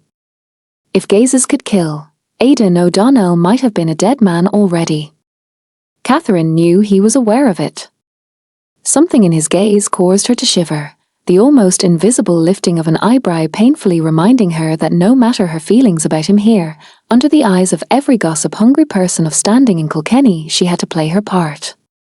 The moment went by when the next guests exchanged their welcomes with the butlers. Catherine politely made space. The event was honouring her mother's return after all. The evening drew on and she managed to avoid the Viscount for extended stretches of time, until the Master of Ceremonies announced the first minuets. While she had been intellectually prepared to endure the honours right after her parents, stepping up to the dance floor to watch them knowing what was to come caused her chest to tighten. The Viscount politely offered her his arm to escort her there. She knew she couldn't decline. Not today. Her lips pressed against each other briefly. Not until they'd been married long enough for him to banish her to some half-forgotten estate of his family, so they wouldn't have to put up with each other. Her own mother was only staying until Catherine was wed. She'd apologised to her daughter already, but Suzanne, Catherine's older sister, needed her assistance with the little heir.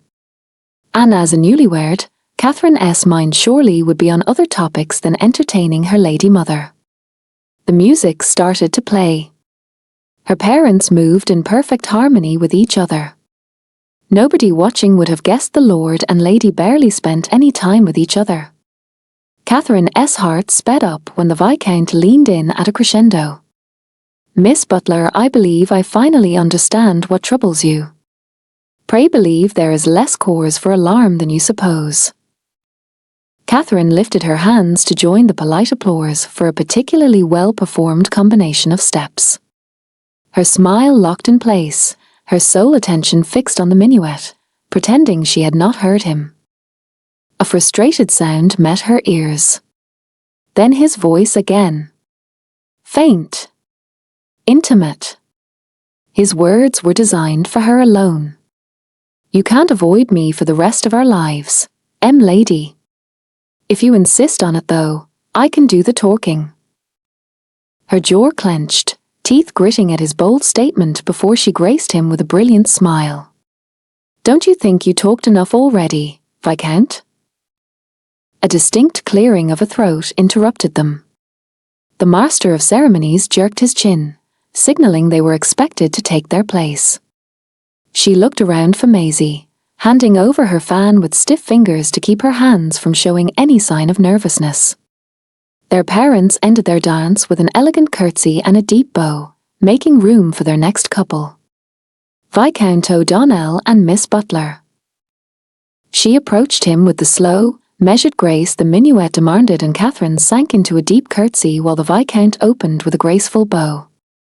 She lifted her hand. His fingers glided against hers like a whisper. The whisper of their gloves loud in Catherine's ears when she braced herself, and their gazes locked.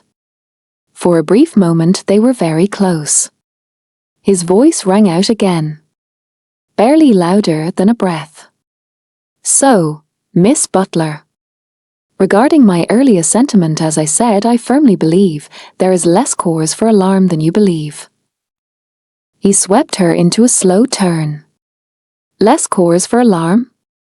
Do you refer to the small inconvenience of discovering my future husband conducts himself under two names?" They parted, and Catherine straightened even more. The music guided them into the next steps and brought them back together. His hand closed around hers, a gentle squeeze she could tell was meant to encourage her. "I can hardly blame you for being angry. In truth, I admire the courage you proved with your warning. I confess I was overcome. I should not have kissed you." Another turn. Another curtsy. His eyes searched her face for a reaction. "No, you shouldn't have." They circled each other. "I regret that I permitted it, Lord. Though I wonder how long you intend to continue amusing yourself at my expense." A flicker of impatience was quickly suppressed again as he reapproached. His hand touched her back, the pressure of it palpable through the confines of bone and fabric armoring her against his touch. "I assure you I am not amusing myself, Miss Butler." Catherine sank deeply into the next curtsy, the motion exaggerated enough for him to register. The smile on her face plastered in place while her voice was barely above a hiss. "You are not? Then humiliation must have been what you were up to. In either case, you may rest easy. I shall take care that you are never again afforded the opportunity to make a spectacle of me." Bowing to her, Aiden's voice lowered as well. "I have made no spectacle of you." A brief exhale. "Miss Butler, I struggle to understand the depth of your anger.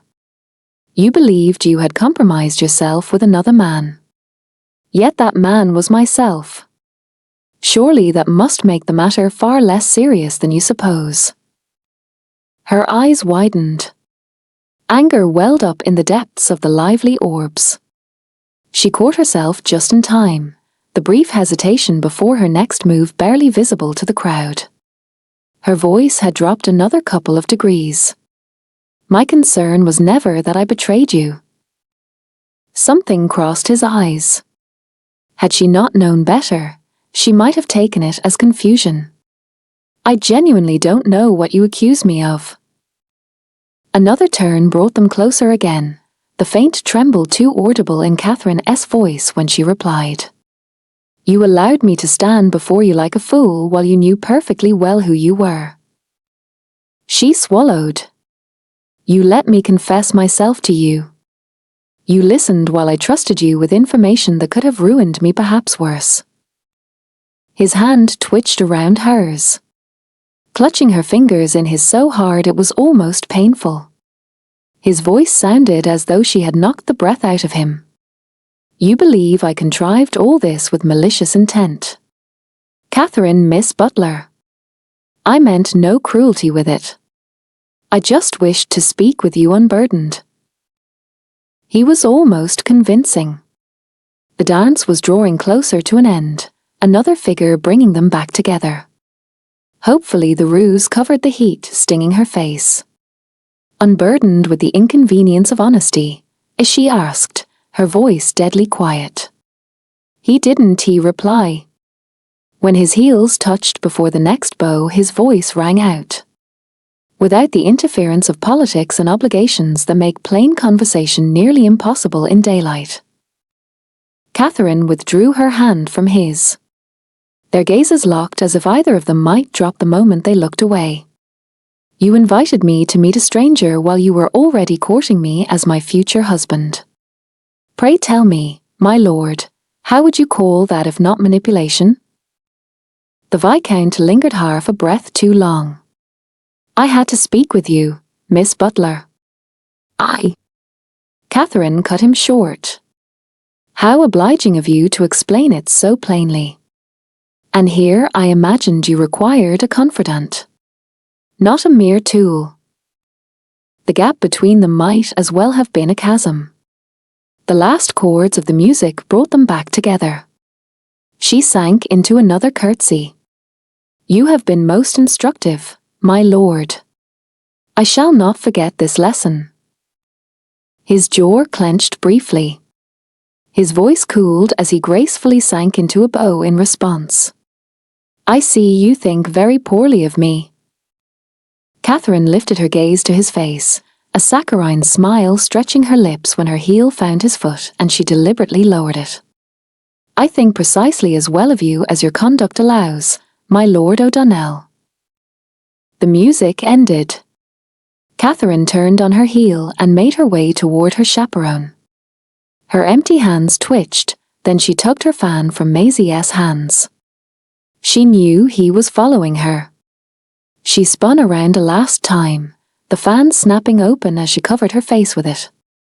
Her voice was quiet. She hated the hoarseness underneath the steel she had meant to lace it with. "You need not trouble yourself to explain further, my lord. I understand you perfectly now." A spark appeared in his eyes. His breath deepened, but he didn't approach any closer. He jerked his head. "You are mistaken in me, Miss Butler. But this is not the place to prove it." Catherine straightened. Her chin lifted in protection of what was left of the pride he had shattered without second thought. She didn't bother to excuse herself when she withdrew from his presence. A piece of paper was furiously crumpled between Aidan's hands. He threw it away. It had to be his fourth attempt at writing a letter to his bride, yet one seemed worse than the other.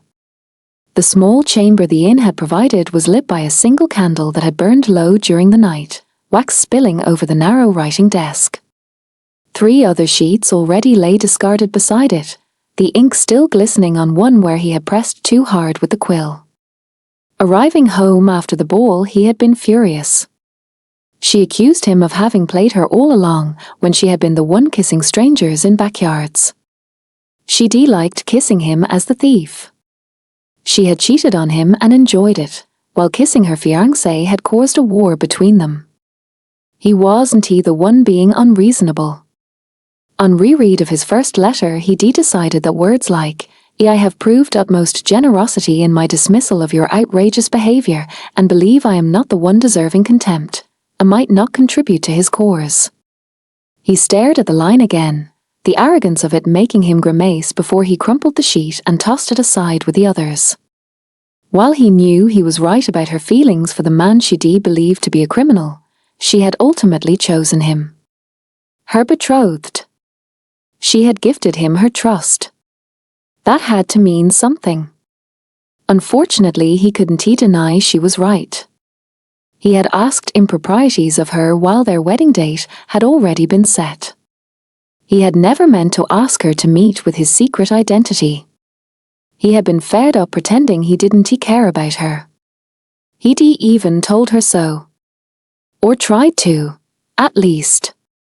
But back then he couldn't trust her with his identities yet. It had been impossible to reveal himself back in that yard. So as much as he tried upholding his own anger at her utterly unreasonable behavior, he had to admit that he understood her. He leaned back in the chair, staring at the low ceiling of the rented chamber. The candle sputtered faintly beside him. Slowly, reluctantly, the truth forced itself through the mess of anger. Her anger was justified.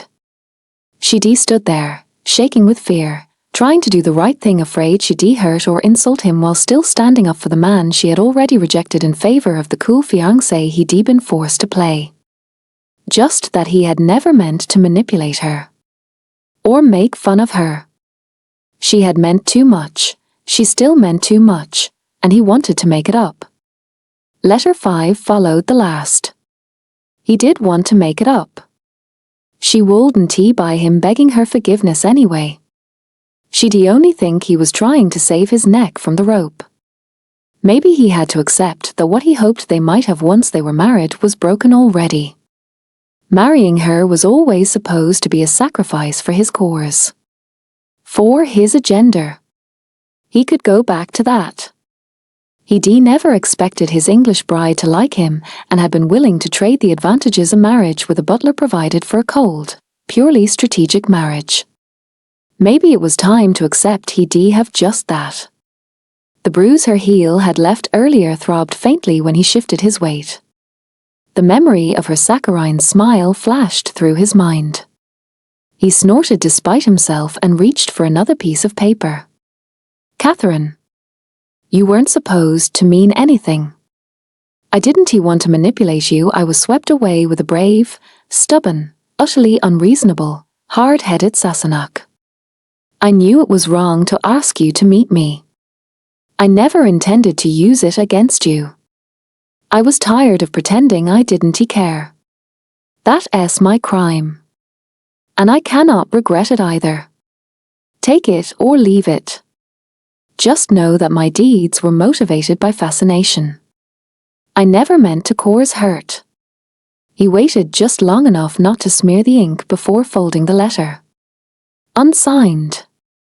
There was no name he could use that wouldn't enrage her further anyway. The candle had nearly burned itself out by the time he left the inn. Dawn was already kissing Kilkenny with the first pale rays of sunshine when he returned to the Butler estate.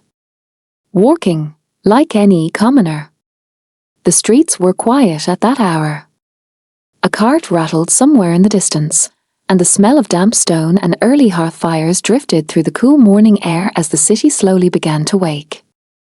Thankfully, the person he had been intent to find proved easy to approach. A pair of knowing eyes regarded him with a mixture of sympathy and strictness when he handed Mistress Murphy the letter. Lucky lad you are, little lord. I don't feel very lucky right now, mistress, he replied. 2 days ahead you'd have been too late, she merrily informed him. Oh? Why would that be so, Mamo? His question was met with a dry chuckle. Somebody needs to make sure nobody else making a fool of themselves. I'm accompanying Lady's dowry to your lands, Lord. Her eyes had narrowed at him. I'll have an eye out for your wife, little lord. Catherine. You are holding your teacup like it were a weapon, her mother's voice gently but unmistakably scolded. Steam curled lazily from the teapot between them, the delicate porcelain rattling faintly against its saucer when Catherine set the cup down too sharply. Due to her upcoming wedding, Lady Butler had waived the usual tea company. She had decided Catherine and she needed some much-needed private time with each other instead. I'm sorry, my lady, Catherine replied. She consciously relaxed her grip around the delicate fine-boned china in an attempt to mimic her mother's posture of effortless dignity and failed the moment her exhale caused the stiff piece of paper she had hastily tucked inside her corset to faintly crackle against the whalebone stays. She cleared her throat, hastily sipping some tea. She had found another letter underneath her pillow. The same bold handwriting as on the carelessly scribbled note, but this time it had been a heavy, formal envelope, adorned with one single word. Catherine. He had intruded her private chambers again. Catherine had no clue how he managed to get in and out of the estate unseen. Nobody had spotted Viscount O'Donnell anywhere near the house since he had left the ball. Yet he had been there. The proof of his criminal skills searing against her bare skin, the stiff edges of the letter digging deep into her flesh. Her hands twitched with a desire to rip it out from underneath her bodice. Catherine carefully shifted her position, heat threatening to tinge her face when the motion caused another faint sound of paper against bone. A sharp crease appeared on her mother's forehead as the lady watched her carefully, lips tightening briefly to a thin white line. A lady doesn't fidget, Catherine. Hold yourself with some dignity, child, she chastised. Catherine closed her eyes and carefully inhaled. Then exhaled again. To no avail. She delicately set her cup down and rose, striding toward one of the windows overlooking the gardens. Her hands gripped her skirts, but instead of gracefully lifting them a bit, they bunched into fists in the heavy folds. Her mother's voice rang out. "Catherine?" The young Miss Butler apologetically shook her head and started to pace. The silk of her skirts dragged softly across the carpet with every turn. She hated it. Hated losing composure like that. She had accepted she had to marry the man who had played her like an instrument. Who had made her betray her own blood. Who had made a laughingstock out of her. And now he didn't even stop at intruding into her most private space. He didn't even stop there in his attempts to manipulate her. No. He kept violating every single boundary she might have had. And she could do nothing about it. But keep her composure. It might have been easier had she managed to store the envelope in her private casket, but alas, and had entered to announce Lady Butler's demand for Catherine to join her for tea. She forced herself to take a couple of deep breaths, finding her mother at her side, her hand resting against Catherine's shoulders in worry. "Catherine. Talk with me, child. What's weighing you down?" Lady Butler inquired. Catherine almost burst out laughing. The situation felt absurd at best. Of course she couldn't tell her lady mother that Viscount O'Donnell secretly was a criminal and traitor, and that it wasn't even that bothering her. And so she burst out with the first thing she could come up with that even remotely might explain her distress. She drew a breath. "I kissed him, mother." Lady Butler's eyes narrowed. "You kissed whom exactly, Catherine?" she inquired, her voice straining. The warning was loud in the absence of any further scolding. "The Viscount." "I kissed my fiancé," Catherine replied quickly. Her mother's shoulders relaxed. A hint of confusion settled on Lady's features despite a visible effort to remain calm, composed, and unimpressed. "While I dare say improprieties as such had not happened had I arrived here earlier, I don't see the actual harm, child." Catherine groaned. "You don't understand, Lady Mother." "I kissed him," as she repeated, despair lacing through her voice. The muscles around the older woman's eyes twitched. "She didn't roll them." "Barely." "I heard you loud and clear, Catherine. And while it was improper, your betrothed didn't seem concerned with your frivolous nature when the two of you danced." Catherine tried to protest, but Lady Butler lifted her hand. "I do not wish to hear anything more. Sunday is coming. Whether you love him, hate him, or wish to hang yourself, you will be Lady O'Donnell, and I do assure you, sweet child, that kissing will be the least of your concerns after the ceremony. Speaking of which, either you compose yourself now, or I'll have to pick the table decorations myself. Do you favor a particular kind of flower? I propose white roses for the occasion." Her mother's deliberate devotion to detail, paired with an unwavering determination, would have done any general preparing for battle proud. The younger Lady Butler slowly made her way back to the table and gracefully sat down, reaching for her tea. "The anemones, mother," Catherine said, her voice as smooth as the porcelain in her hand. "Make sure they are the pale lavender ones." Lady Butler raised an eyebrow. "They wither so quickly, child. They are the flowers of fading hope." Catherine offered a thin, practiced smile. "Then they shall match the occasion perfectly, don't you think?" Aidan had faced battles with steadier nerves than the moment he stepped into the Butler chapel. The chapel smelled faintly of cool stone, the scent of the candles saturating the air. Morning light filtered through the narrow windows, painting pale ribbons across the pews. The guests had already gathered, their quiet murmurs filling the high stone room. Lord Butler stood near the altar, Lady Butler standing at a polite distance beside him. Catherine was not there yet. A slow exhale. She had not replied. Mamo Murphy had arrived with Catherine's dowry 2 days earlier, but she had carried no letter. The hinges creaked softly as the doors opened. Aidan found himself staring at them like a condemned man awaiting the verdict. Catherine moved down the aisle with slow, measured grace. Her ivory robe was set off with pale lavender. The soft rustle of silk accompanied each elegant step. Aidan found he had ample time to study the intricate embroidery of the fabric. His bride did not glance his way even once. She held herself like a queen, but even as she took her place at his side, her eyes flickered to her mother only once before settling on the Reverend with telling intensity. In contrast, Aidan could not take his eyes off her. Not even as the Reverend cleared his throat and opened the Book of Prayers. The pages crackled gently, then he spoke the ritual welcomings before the words Aidan had awaited fell. Join hands. Catherine did not hesitate. Her arm moved, a gloved hand lifting for him to take. His heart kicked once in surprise. Irritation followed a moment later. Not even now. She refused to look at him, as if the ceremony might disappear if she ignored him hard enough.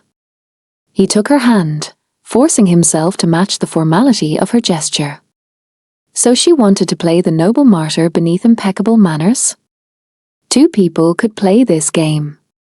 Fabric brushed against fabric as their fingers touched.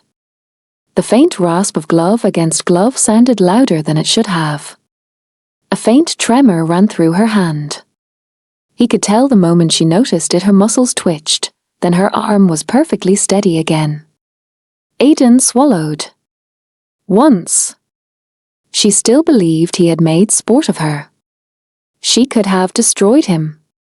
Instead, she was marrying him and behaving as if he had wronged her beyond forgiveness.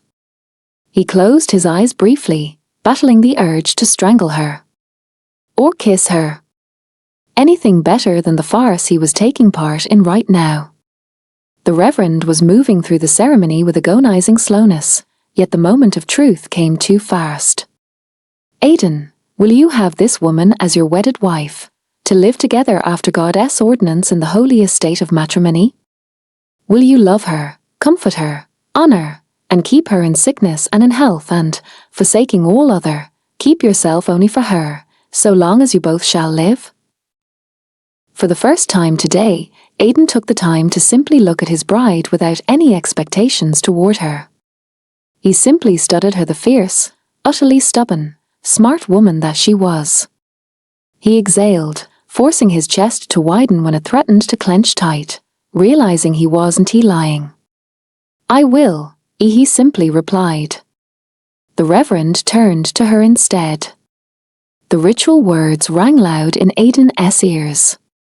Catherine, will you have this man as your wedded husband, to live together after God's ordinance in the holy estate of matrimony?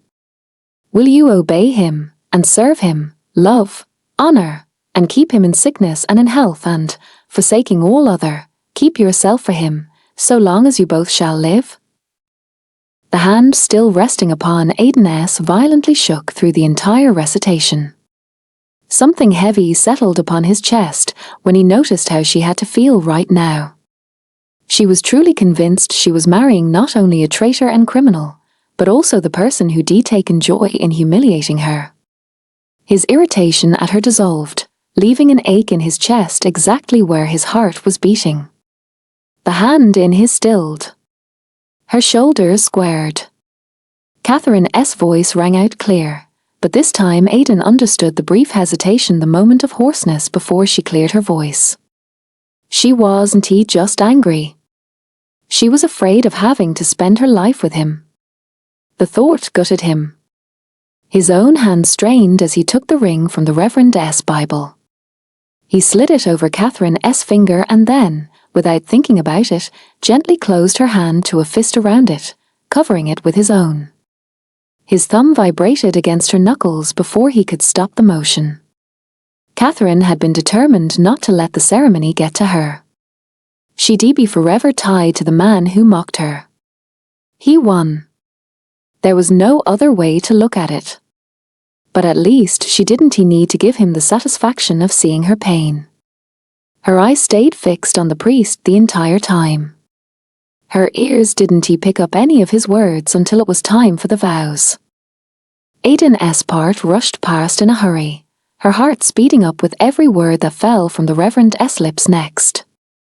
Will you obey him, and serve him, love, honor, and keep him in sickness and in health? She pressed her lips together briefly. Her jaw clenched so hard that her teeth started to hurt. Obey him. Serve him. Whether she wanted to or not, she had to speak the vows. Catherine could feel her mother's eyes upon her, piercing through her struggle. She could almost feel the weight of the gaze between her shoulder blades. The motherly advice about marriages still stung. The bitterness in her mouth changed when Catherine suddenly understood that she'd be his. Sentenced to follow his will. For life. It took all the resolve she could muster to stop her hand from shaking while she braced herself for the reality of what was happening. Her own voice sounded unfamiliar when she spoke the words. I will. It didn't mean she had to like it after all. She didn't promise to be happy about it. Just that she would. Aiden's fingers were cool even through the layers of fabric separating their skin when he pushed the ring down her finger. Suddenly his hand closed around hers. The motion was so unexpected that her breath caught. Too stiff. Too impulsive.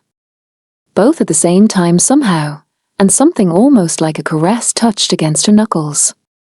Before she could stop herself, her eyes flickered up to meet his face. She wished she had not. He looked almost shocked, as if the consequences of the vows had only just reached him. As if he had just now understood that this wasn't a game. Cold contempt spread from her stomach. Too late.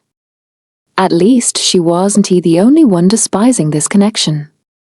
When the ceremony was over and Aiden had led her down the aisle, she withdrew her hand the moment propriety allowed her to do so. She was welcomed by a sea of moved faces, and a wave of murmured congratulations rose around her. Tears of joy were streaking down Maisie's face when her former chaperone took both of her hands and gently squeezed. Oh my dear, dear Lady Catherine. My heartfelt congratulations. Such a beautiful pair you make. Catherine stared at her blankly, desperately trying to swallow the laugh that threatened to break free from her throat. Thank you. She gazed back over her shoulder, seeing Aiden guided towards the buffet by a small crowd of men. Something sharp sparkled in Catherine's eyes briefly. Her voice was bone dry when she returned the squeeze and then let go of Maisie's hands. Everybody gets what they deserve, isn't that the saying? Across the room, Aiden laughed at something one of the gentlemen had said. To everyone watching, the marriage of the O'Donnells had begun most happily. Catherine's heart sped up when the time had come. The voices of the guests dulled to a buzz while she was herded towards the coach. The O'Donnell coach, hitched up with two hunters. Her eyes drank in the details of the horses, their fox-coloured coats, the lighter manes. Viscount O'Donnell was already awaiting her arrival, offering his hand to assist her. She felt the distinct urge to brush past him. She didn't. Too many eyes. She entered the vehicle, sitting down at the very edge of the bench, her husband already entering himself. The door of the carriage closed with a dull thud, sealing them inside the narrow space. He didn't pressure. A knock of his fist against the wood and the coach set into motion. She exhaled, bracing to face what might become the longest 2 hours of her life, especially since, despite all the space she'd tried to bring between them, she still could sense the warmth radiating from his body. Catherine focused very hard on Kilkenny moving past them, her face glued to the small window to her right. A sound brushed against her ear. a throat clearing, but then he didn't speak. The silence between them stretched until the sound of the wheels against the paved street rang too loud in her ears. The leather creaked softly with every shift of the carriage. They managed to politely ignore each other well past Kilkenny's walls. The way his breath caught then steadied again told Catherine he meant to speak more than once. She was relieved he didn't force a conversation, even though her neck was starting to feel stiff from staring outside so hard. A deep sigh. Catherine, his voice rang out, as a pothole caused the entire carriage to rattle. She lost her balance and found herself confronted with a steady hand that gently stabilized her shoulder. No glove. Warm skin against her own, her breath hitched before she could stop it. That D still be lady for you, my lord, is she corrected? He withdrew his hand. She could hear the strain in his voice when he replied. Our marriage doesn't have to be like this, lady. Please listen to me. I can't stand seeing you like this.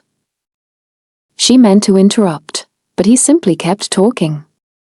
I deserve your wrath, Catherine, but whatever you think of me, that's not who I am. Catherine's eyes snapped to his face. His Adam's apple moved when he swallowed and added, This is a misunderstanding. She briefly thought she misheard him. After everything that happened, after their last talk, he still tried to manipulate her to accept his own version of events. At least her voice was calm this time. A misunderstanding, Lord? Please elaborate how I could have possibly misunderstood your deception? He simply looked back at her, his handsome features distraught, a sharp crease rising between his brows. He didn't look smug or confident today. I can see you are enraged. I never intended to betray you. His voice was low. Catherine's chest tightened at his response. She pressed her hand against the side of the coach, grounding herself against the wood. But you did, Lord. She hated the faint tremor in her voice. You lured me into that backyard and you didn't care I was making a fool of myself. You encouraged it rather. A sparkle lit up in his eyes, but his voice remained annoyingly composed. I didn't intend to lure you. I was elated when I realized you followed my plea and gave me some of your time. Catherine snorted. I shouldn't have. But I did. I gave you time and I deeply regret it. A sharp exhale. His voice dropped low, not bothering to hide his agitation. Quit lying to yourself. It meant something. You felt it too. Don't pretend otherwise. Her own throat felt raw, as if replying scraped against it from inside. It meant something. She spoke barely above a whisper, the words a strangled sound. Meant, Lord. Before you let me stammer a warning to you. Before you let me believe I was handing you my own moral bankruptcy for begging my noble fiancé to save another man's life. Something in his face softened. He inhaled deeply, the way a drowning man might. So I did mean something. His voice turned flat. Clipped. Do you truly think my life is that easy, Catherine? That I can risk lives on the whim of my foolish heart? I wanted to trust you from the very moment you welcomed me to the Butler estate. But I can't afford putting my own happiness ahead. Her own voice shook. She didn't want it to. She didn't want him to see that it still hurt. She cleared her throat. If you couldn't prioritize your own happiness, Viscount, that's your choice. I fail to see why you had to shatter every hope for mine, though. Nobody forced you to ask for my time. And I didn't see someone force you to kiss me again. You cannot be trusted to do the right thing, husband. She noticed she was facing him by now. Each word had caused them to close the distance. The narrow bench left little room to begin with. Neither of them had raised their voice, yet they both were panting, like they had run several miles. His voice was vibrating with the intensity of a shout, even though he was still holding a polite volume. "I didn't mean to kiss you." "Then?" "I couldn't stand lying in your face any longer. I only wanted to talk with you." "Not the lady butler." "With you, Catherine." "I wouldn't decide differently had I the chance again." Her reply came out like a whiplash. "Only one of us hid who he was. You can't blame your wrongdoings on me, Lord. Thank you for making it this clear. I know exactly what to expect from you and this marriage now." Their gazes were still locked. Something she couldn't quite name was burning in his. His lashes lowered over his eyes. The motion broke the spell. "I shall honor your decision then, lady." His shoulders lowered a fraction. "I recognize a battle turning hopeless." A short inclination of his neck. "O'Donnell House is just ahead. I refrained from organizing further celebrations assuming your approval. A small, informal dinner would be all." Catherine's heart kept beating too hard. He retreated. It didn't feel like she won. Something in her chest tightened instead. Her eyes lingered on his face a moment too long. She acknowledged him with a single nod, her voice steady again. "My gratitude for your consideration, Lord." The house had settled into evening quiet by the time they entered. Aidan had kept a polite distance. Ever since they had stopped talking in the god-forsaken prison on wheels, he'd made sure to avoid everything Catherine might read as intrusion. He'd been painfully aware she was angry at him when they had left the Butler estate. But it wasn't just that. He had been so sure talking would make her realize the truth. That he'd been impulsive. But in fact, his own wife distrusted him. Deeply. It stung. While he was aware that theft, robbery, fencing, and treason didn't exactly speak for his integrity, he had never seen himself as anything but honorable. He wasn't committing crimes for fun. Every penny he made with his extracurricular activities went back into the families that were depending on him. He had never kept anything for himself. If he was honest with himself, he could see her impression of him looking horribly accurate. He had not lied. He knew when to retreat. And right at the moment, there was nothing he could do to convince his wife that he was a better man than the one he'd shown to her. All he could do now was guide her into the living room for their private dinner. One of these days he'd have to introduce her to his tenants. Thankfully there wasn't an immediate need. While most fellow Dorn understood his motivation of marrying a British lady, he was aware his liaison with her generally was eyed with a lot of distrust. Many of his tenants were unhappy about a Sassenach holding direct power above them. Something he'd need to address in due time. Catherine sat down gracefully, her eyes firmly lowering onto the table. Obviously she was back to her wedding strategy. His lips pressed against each other briefly, then he sat down himself. Mistress Jones was serving them their meal, and Aidan rolled his eyes at the pointed looks of his cook. The irony of it all didn't go unnoticed. In Kilkenny, their marriage was received as a happy event for both of them. Here, in his own house? No tenant would ever think Aidan betrayed his own people once word about their first shared meal had spread. He wasn't hungry. His wife didn't seem to have much of an appetite either. Both of them pretended to eat more than they actually did. Aidan had hoped for this evening to play out differently. The meal reflected it. He didn't usually have several courses.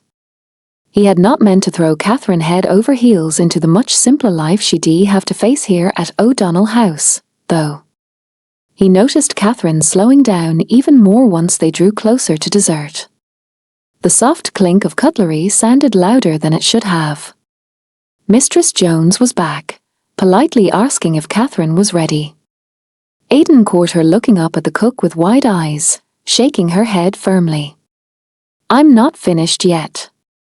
"It's truly delicious," as she complimented. Aidan could see the mistress's nose scrunch when she stared at the food barely touched. She didn't comment on it, though. She took Aidan's plate and cast him a quizzical look instead. He offered a tiny shrug in response. It earned him a narrowing of her eyes and a brief jerk of her chin upwards before she left again.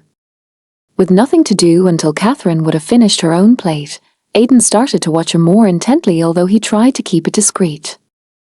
The fork clanked once against the plate, too loud in the stillness. The way she took a thirsty sip of her wine, only to shake her head at it suddenly. She put down the glass a little too hard. The liquid inside rippled against the rim. When Mistress Jones returned with the dessert, her famous apple tart, Catherine seemed almost desperate to compliment her on the scent, texture, and taste of it. His cook and housekeeper warmed visibly to his wife and answered her questions in detail. A warm smile blossomed on the older woman's face. "All O'Donnells love this dish, lady. Hopefully the next generation will follow in their parents' and grandparents' footsteps." The innocent remark caused every single bit of colour to drain from his wife's face. She hastily buried her expression behind a fork of tart, her knuckles white with the force of her grip. Aidan lowered his eyes intently on his own plate. The sweet, acidic taste caused a very dry feeling in his mouth suddenly. He suddenly could relate very well with Catherine's strategy. The time came. No matter how hard both of them tried, the dinner inevitably came to an end. He rose. His hands felt stiff when he politely drew back her chair. Catherine's hand came to rest in the crook of his elbow. Her fingers were so cold he could feel the chill through the several layers of fabric separating them. Aidan was very aware of her suddenly. The space between them suddenly felt too small. He could hear her breath hitch when they climbed the stairs towards their respective chambers. Her steps were light, but hesitant. He guided her to her door. Stopped at the door frame. She finally turned toward him, her eyes unable to meet his face. Warmth spread through the knots his stomach tried coiling into. Brave. Stubborn. And so afraid. His hand brushed against her chin, and he gently tilted her face up. She let him reluctantly. Her chin felt heavy against his fingers today. She was blinking rapidly when their gazes finally met. "Good night, lady." He withdrew his hand from her face and took a step back. Catherine's hand tightened around his arm briefly, then she let go. "I don't understand, lord." Her voice was barely above a whisper, hoarse with confusion, resentment, and disbelief. Aidan smiled. "Not happily. I can live with you being angry." He shrugged. "I do not want to live with you hating me." Catherine exhaled, her next words shaky. "Insecure. But it's not binding, if we do not consummate, lord," as she remarked. She sucked her bottom lip between her teeth, chewing on the soft flesh. Her eyes had drifted, and Aidan found himself lingering at the curve of her lips briefly before he politely bowed. "I am well aware, lady." His fingers twitched. He forced his palms to rest against his legs, fingers still against the seams. "Please feel free to explore the house tomorrow. Your chambermaid, Mistress Murphy, will see to your needs." He exhaled. Forced his eyes to remain politely lowered. "So good night," Aidan repeated, backing away before he turned around and left his wife still standing in her doorframe. He looked back. O'Donnell House was a surprise. It was nothing like the Butler South Kilkenny estate. The house seemed old and rather well built, but it didn't scream nobility at all. It looked like a better farmhouse. It seemed inviting. The thought caused her stomach to twist. She was welcomed by small windows and warm clay walls. The warm scents of apples, frying meats, and the more earthy smells of vegetables wafted through the corridor. The wood beneath her shoes creaked faintly as her husband led the way inside. She separated her hand from Aiden's arm at the first possible moment and sat down with as much grace as she could muster. Her husband didn't even try to engage in conversation with her. Catherine had not expected a pleasant dinner or animated talk. She had not accounted for the silence to weigh this heavily upon her shoulders. She still didn't want the dinner to end. Her own mother, Maisie, and a couple of other ladies had taken it upon themselves to inform Catherine what to expect of her wedding night. And while the young Lady O'Donnell wasn't entirely sure how much of it she wanted to believe, it had sounded incredibly embarrassing at best and downright painful at worst. Her stomach tightened at the memory. Her mother had shrugged indifferently and told her she had brought up her daughters to face hardships with dignity, and she expected the same of her youngest. Catherine knew she couldn't avoid being bedded forever. She still clung to every single course as if her life depended on it. From time to time she let her gaze flutter towards his lordship. Aiden, however, seemed pretty unimpressed. She complimented the cook for her dessert, and when the old lady beamed at her, expressing her hope that a new generation of O'Donnells might as well enjoy apple tart, she almost suffocated on the sweet bite on her tongue. Not even half an hour later she found her chair drawn back by the Viscount. She inhaled as deeply as the stays allowed and rose. She briefly wished she'd enjoyed more of the wine. The warmth spreading from Aiden's elbow briefly registered, and then they were already climbing the stairs. Each step sounded too loud in the quiet house, but maybe it was her own heart as well, hammering inside her chest almost painfully hard. Aiden guided her to the door at the left. His fingers caught her chin, and Catherine prepared for the inevitable. She forced herself not to step back. She wouldn't show him that she was afraid. He didn't lean in. For a couple of seconds it was just the tips of his fingers against the tender skin of her jaw, and then he wished her a good night. She stared at him, and for the first time today she searched for his gaze. The knot her stomach had coiled into didn't loosen. If anything, it wrapped tighter with her utter confusion. She'd been told she had to consummate the wedding. It wasn't only her husband's right, it was what made the marriage binding. And there he stood and rejected her. Catherine almost didn't recognize her voice when she asked him about it. When she tried to make sure he understood the consequences of it. Each word felt like a punch to her gut. I do not want to live with you hating me. Such a short sentence. Still, it caused the ground underneath her feet to briefly shake. He didn't even look back at her when he left for wherever a man who had just refused his own bride might go. The touch of his fingers still lingered upon her skin. Sleep had not come easy. The gentle knock at her door, followed by the rustle of skirts on the wooden floor, caused Catherine to growl into her pillow.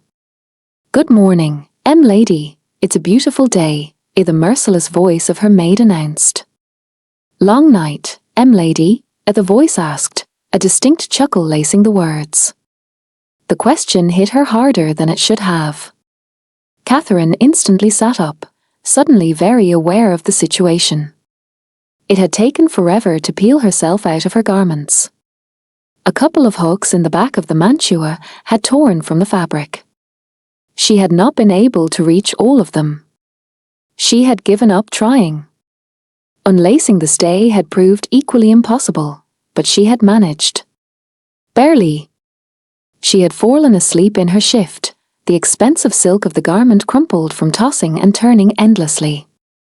Mistress Murphy's eyes swept over her slowly, and Catherine defiantly stuck out her chin. Her eyes felt swollen, the skin tight when she blinked.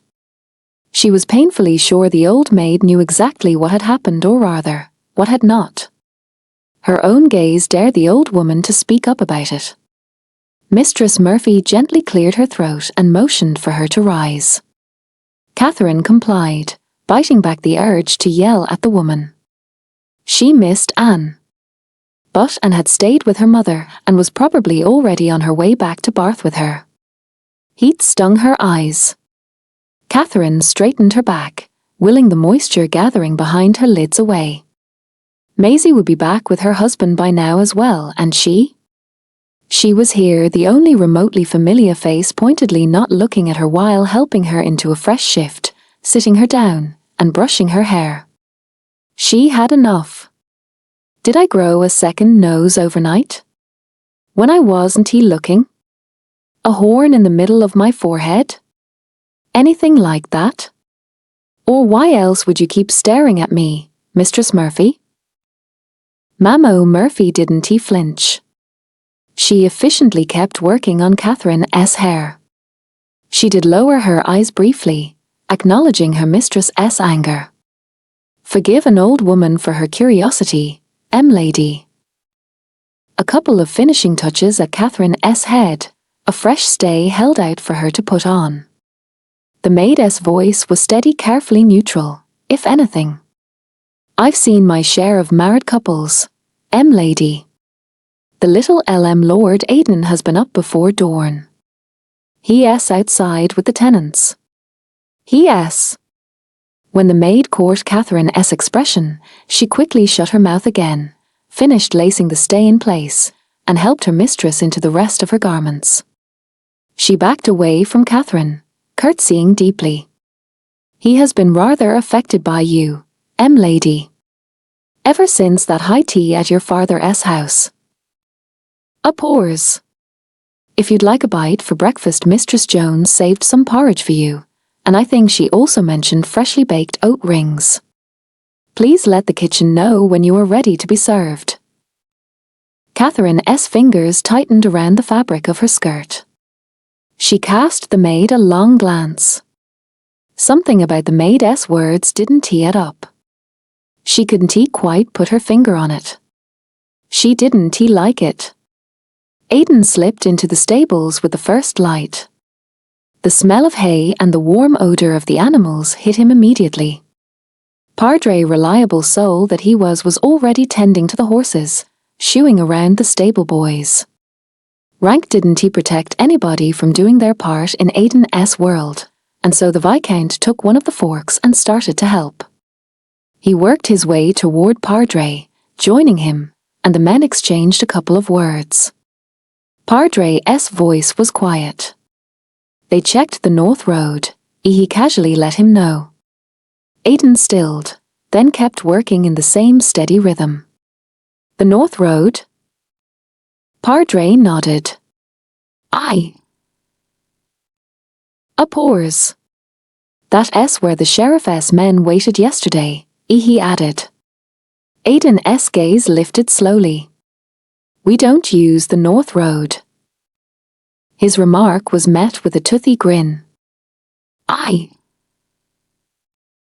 The corners of Aidan's mouth briefly twitched. Good. Something in his chest eased just a little. Progress. The threat was still dangling above every single Dorn's head, but knowledge was power. And they had just gained valuable insight. The thought dragged him back to his wife. Aidan cursed under his breath. It earned him a raised eyebrow. Nothing, he deflected. The stable master shrugged. If it ain't about rats, I don't care. Aidan rolled his eyes at him and kept working silently. He knew he couldn't avoid his wife forever. He chose to inspect the pastures and fences instead. Catherine probably wouldn't take well to him joining her for breakfast. It was best to give her space. Better than making things worse. Aidan read it oik, letting Padre know where he was going. How long will you be, Lord? He shrugged. Afternoon, probably. I'll be back for dinner, though. Let Mistress Jones know, right? Padre met his face with a long, unblinking stare. "Shouldn't you show lady around, Viscount?" The title stung. "Don't dare tell me what I should or shouldn't do." Aidan dug his heels into Orca's flanks and set off. The days at O'Donnell House stretched long.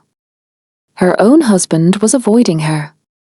He had officially introduced her to the sparse house staff and given her a brief tour of the house and surrounding lands. Catherine had taken it upon herself to rearrange her own room.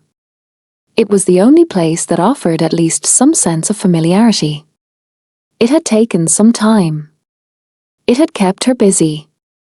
Her fingers traced the intricate carvings of the casket containing her personal correspondence. Her chest tightened when she opened it, skimming through it to find her sister's recent letter and reread it. The stiff, unopened envelope caught her attention instead. Slightly crumpled where the edges had dug into her skin. Catherine clutched it in her fist. She didn't think about ringing for her maid before her mind had fully caught up. Her feet already guided her into the kitchens. Mistress Murphy was chatting with the cook, both women busy sorting dried herbs. They acknowledged her presence with varying degrees of suspicion. The young lady didn't bother with politeness. Her eyes narrowed at Mistress Murphy, although she kept her tone conversational. "How exactly, Mistress Murphy, would you be aware of Lord S standing towards me?" she inquired. The old woman's lips twitched. Briefly. She demurely inclined her head. "Being observant, lady, is a valuable trait for those serving," she replied. Catherine realized the tip of her toe thrummed against the cobbled stones of the floor. "You served the O'Donnell family before finding employment with my family." It wasn't a question the chambermaid still replied. "I, lady. My parents served the young lord's grandparents. I served old Viscount O'Donnell and now I serve the wife of his son." Catherine cleared her throat. "Do you, Mrs. Murphy?" She held the older woman's gaze, but then it was her breaking the eye contact. "You were serving at Butler Estate on the day you mentioned. The day Lord started courting me." She was very aware of the cook's keen interest in their exchange. Heat rose into her face, stinging her cheeks. But she had to know. It had rubbed her wrong for days. She already was the subject of whispers she didn't have anything to lose. Something flickered in the depths of Mistress Murphy's eyes. Amusement? Nerves? Catherine cocked her head to the side, stopping her fingers from tugging at the seams of her skirts. "I was, lady," the maid gently agreed. "Then how would you know Lord had taken an interest in me beyond his political ambition back then?" The question burst forth. Mistress Murphy snorted. She stifled the sound, despite the corners of her mouth suspiciously trembling. "I have eyes, lady. And as Lord S carry a pigeon, I dare say it was pretty obvious."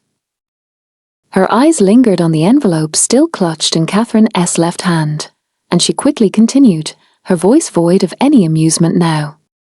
"I'm deeply sorry for your hurt, lady.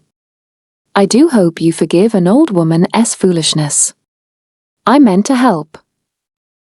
Catherine realized her mouth gaped a little. She audibly shut her mouth. Everybody always just means to help. You meant to help. He meant no harm. Her voice trailed off. Then she jabbed a finger at Mistress Murphy's chest. Her voice was as close to a shout as she could muster. "You knew I suspected him of breaking into my chambers. I asked around if anybody saw a stranger sneaking around the estate. You." She quieted. Mistress Murphy offered a faint smile. "I never lied, lady." The young lady O'Donnell felt the distinct urge to throw something at her maid. Her heart was racing within her chest. Her hand was bunched to a fist, the poor letter suffering her wrath. Technically, Mistress Murphy was right. She had to give her that. She straightened her back when the corner of her own mouth started to twitch uncontrollably. "You didn't tea," as she surrendered, and turned to Mistress Jones. "I'm in dire need of a cup of tea, mistress." Her eyes tried to sear a hole into Mistress Murphy's composure. "Please serve it in my room. I have correspondence to read." Aidan paced the corridor, awaiting Catherine's arrival. He'd let her know he planned to officially introduce her to his tenants. He had tried to postpone it. He knew what they thought. He knew the whispers. The old O'Donnell would have never bent the knee to a British noble. He'd turn in his grave if he knew his son had married one of them. Ironically, it was the old O'Donnell who had meant to wed Catherine. Aidan had just stepped up for him, not that he minded. Or maybe he did, but not because of the marriage. Catherine had stopped ignoring him for a change. Now she kept glaring at him when she thought he didn't watch. Aidan wasn't entirely sure whether he should count it as progress. His lips twitched. At least nobody could accuse his wife of softening. That also was on him. He had been aware before he had even courted her that it would take time to repair his people's trust. He had been willing to bear being misjudged. He exhaled slowly. Because he hadn't entered a mere political match, but had to care for his wife instead, it burdened him that she'd face mild disdain at best and open hostility as a baseline. He hoped she chose something practical to wear. At the same time, he had made it sound like an important occasion. Her upbringing practically dictated she wear something elaborate. Then again, as her husband, of course he could have demanded to approve of her appearance beforehand, which might have turned the glares into open warfare. When she finally appeared, he felt relief. Practical enough. They crossed the yard together. Their horses were already waiting, and Catherine didn't hesitate. By the time Aidan reached his own mount, she was already in the saddle. He turned his horse toward the gate without a word. She followed. The ride to the village seemed shorter than usual. Or maybe he had never resented the ride to end before. Aidan dismounted Oik, turning to assist his wife. Not because she needed it, but because it was proper. Their hands touched when she accepted the offer. It made him swallow. They had not touched since their wedding. Even now, he didn't allow himself to linger. Her face was flushed from the ride, the hint of a smile around her mouth. She patted the neck of her horse affectionately before facing him. Her hand lifted, and she gracefully rested her fingers upon his elbow, letting him lead the way. The village had gathered at the market cross. One glance told Aidan nobody had dressed for the occasion. He stepped up and called out to his tenants. "Failed chaired." The rector answered for them with an impeccably polite bow. "Good day, lord, lady." Aidan's chest tightened. Lord. He didn't flinch. Couldn't he afford to? He didn't look at Catherine either. His eyes swept the small crowd gathered. He knew them. Every single one of them. And here they stood, avoiding his gaze. He bit back the curse pressing against his tongue. He didn't like the sound of his voice when it rang out in response. "It's my pleasure to introduce Lady O'Donnell, my respected wife." His eyes narrowed at the rector, then moved over to Seamus. He'd taught him fishing when Aidan had barely been able to walk. He searched for his eyes, and old Seamus briefly looked back at him. Aidan singled out Janet and her husband next. "I wish to express my gratitude for your welcoming of your new mistress." He paused. Stubborn faces. Ian the shepherd spat, not even trying to pretend it to be anything but contempt. Aidan didn't he bother to hide his own anger from his face. They wanted to play this way? Fine. His diction sharpened. London pronunciation slipping into his voice like an insult. Regarding the circumstance, Lady didn't he deem celebrations of our wedding befitting. It is by her grace and as a mark of our union that I announce, there will be no duty work for the next month. Every man stays on his own ridge. Furthermore, the Manor-S grain stores are open. Each household will receive a measure of seed for the spring, a gift from your new mistress.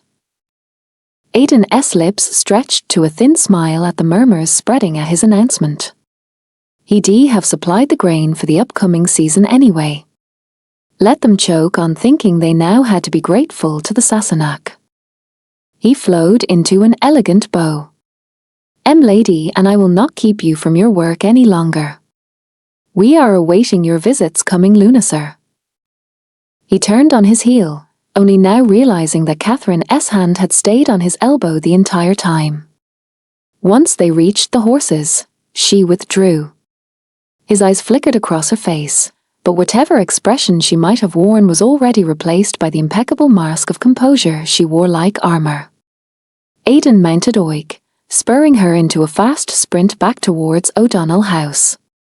He didn't need to look back to know she was keeping up. Another night with too many thoughts and not enough sleep left Catherine irritated at Mistress Murphy's remarks when the older woman assisted her dressing for the day. All the nights she had spent on her own since her wedding had haunted her. At first she had felt righteous triumph at Aidan's withdrawal. It was the least he could have done, after all. But doubt had crept in. It had been his right. He had not used it. He easily could have whether she liked it or not. She'd spent another couple of nights angry. He had won. She had married him. He had this alliance with her father he had craved so badly, and now she was so beneath him that he didn't even want to touch her. The wrath at his rejection burned hot. It had kept her from overthinking. But after everything that had happened, she failed to stoke the flames of her rage. And now she was left with confusion. Mistress Murphy's testimony for the Viscount. His own letter. She'd refused to read it for so long now she could recite every single word from memory. Not that it was of any help. She'd imagined an apology. Or maybe an attempt to charm her. A declaration of love. But no, he had given her a manifesto. His words were deeply etched into the paper from too much pressure writing them. The ink had barely dried before the paper was hastily folded, the writing smudged in places. "I'd do it again," he had written. What exactly was she supposed to do with that? The groan stretched her chest before she could bite it back, earning a questioning sound from her chambermaid, muffled by hairpins between the old woman's lips. The tenants, Mistress Murphy, Catherine mused, and then went on, encouraged by another sound and a tug at her hair. "Does lord usually get along with them well?" Another strand of her hair got pulled back and secured, allowing the maid to speak. "He grew up with most of them, lady." An amused huff followed before Mistress Murphy attacked Catherine's head with renewed vigour. "Out here you always get along. No other choice." Catherine nodded slowly. "I thought so." A pair of hands turned her head to the left, then back. "Ready, lady," the maid muttered, then her voice grew louder. "You ought to get to know people around, lady." A polite curtsy, as Mistress Murphy withdrew. "It's a beautiful day for a walk, too." Catherine slowly nodded to her own reflection. A walk. On her own. It felt scandalous to even think about it. But then this wasn't Kilkenny. This was the Viscount's own land. Hers as well, if she thought about it. She'd never second-guessed strolling through the gardens at her father's house. After a quick breakfast in the kitchen to Mistress Jones' dismay, The cook had told Catherine in no uncertain terms it didn't befit her ladyship to not use the separate dining room. She grabbed her coat, announced her plans, and left. It was a welcome distraction from her usual days as Viscountess. With no specific duties her husband expected from her, she had spent most of her time inspecting the books. He had not lied about saving children from starving. The books proved Aidan had bought amounts of grain and potatoes to feed a village. His village. The measly rent he had collected on quarter days had not paid for it. That much was clear. Lost in her musings, Catherine only realized her feet had carried her towards the stables when she was almost there. Loud voices were talking in Irish. She didn't understand a single word. She shook her head a little. The unfamiliar sounds could as well be friends sharing a joke as foes threatening each other with death. She wasn't keen on stumbling into an argument. Yesterday's visit to the village had clearly shown how little people liked her presence around. Mistress Murphy had confirmed it wasn't Aidan they despised. And why would they have spoken in English for him? They despised her. Not him. Curiosity caused her to draw closer. In the open doors of the stable she saw her husband, together with his stablemaster and another man she didn't know, hunched over what seemed a broken carriage. All three men were yelling at each other before they came to an agreement. In a combined effort, Aidan and the stablemaster Padre, if Catherine remembered right, lifted the vehicle at one side, both groaning from the strain, while the third man slammed a hammer against it. She stood close enough to see Aidan's jacket carelessly thrown aside, a splash of colour in the dust. His sleeves rolled up, exposing his lower arms. The carriage came down again, and the men started to swat their backs. Aidan's strained expression lifted, a quick grin crossing his features. The smile was unguarded, showing the white of his teeth, and dimples in his cheeks. It caught her entirely off guard. She'd only seen him smile like this once. Back when he had helped her trick Maisie out of the stables, so she could warn her fiancé about the sheriff's plans for a group of traitors. Just that the man standing there, only in his shirt, dirty and sweaty, didn't he resemble the noble Viscount at all. Catherine's heart sped up painfully when she understood how much he belonged here. Not the Viscount. Not the rebel. Him. Aidan. The O'Donnell. He was working shoulder to shoulder with his people, not caring for the way they had disrespected him only yesterday. He was needed. Relied on. He was too busy to even look up. She was glad he didn't see her. Catherine spun on her heels, quickly moving back towards the house. Nobody needed her here. Her only worth here was the connection to Lord Butler. A connection that would bring food to people's tables. Her stomach coiled into a tight knot, like she had swallowed something cold. Her own husband didn't need her around either. She was the thorn in his side, separating him from his own people. Aidan quietly moved down the corridor toward the stairs. The scent of porridge and tea was wafting upstairs already. Mistress Jones never failed to beat him getting up. He paused at Catherine's door, like he did every single morning. His fingers twitched against her door frame, the flat of his palm against the smooth wood. He thought he'd just knock one morning. When the time was right. When Catherine accepted there were two sides to their story. Seeing how his tenants had welcomed her, the time didn't feel right. He moved to the kitchen, taking 2 steps at a time, stopping by briefly.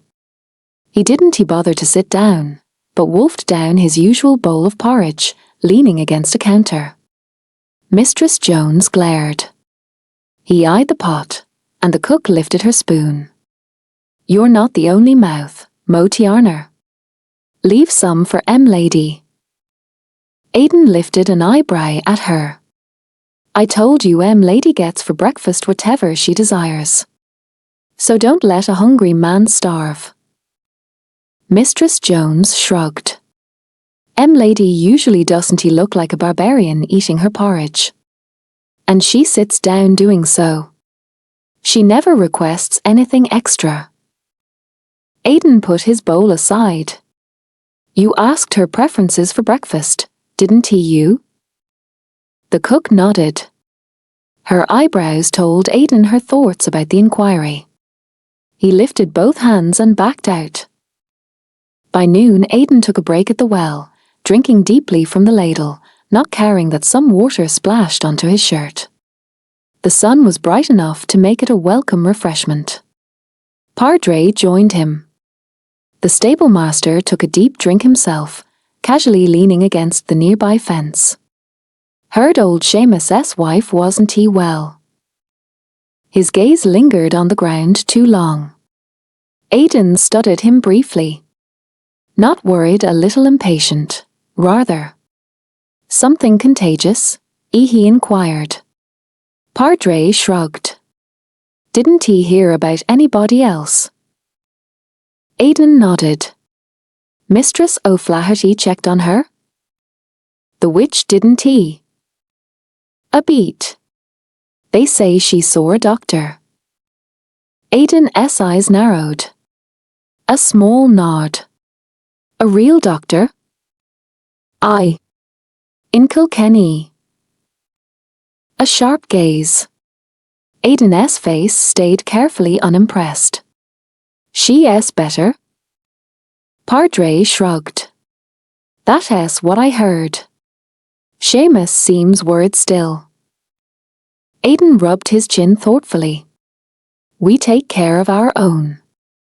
Make sure the doctor is compensated. I did. Says it's already taken care of. A bitter taste gathered in Aidan's mouth. He took another sip of water. It stuck to his gums. Good. Padre's shoulders dropped a fraction. Aye. His foot shuffled briefly. His eyes found Aidan's face. We'll need you sharp. Aidan held his gaze. I am. Padre didn't he push? Lunacer's coming. Aidan huffed a breath through his nose. And?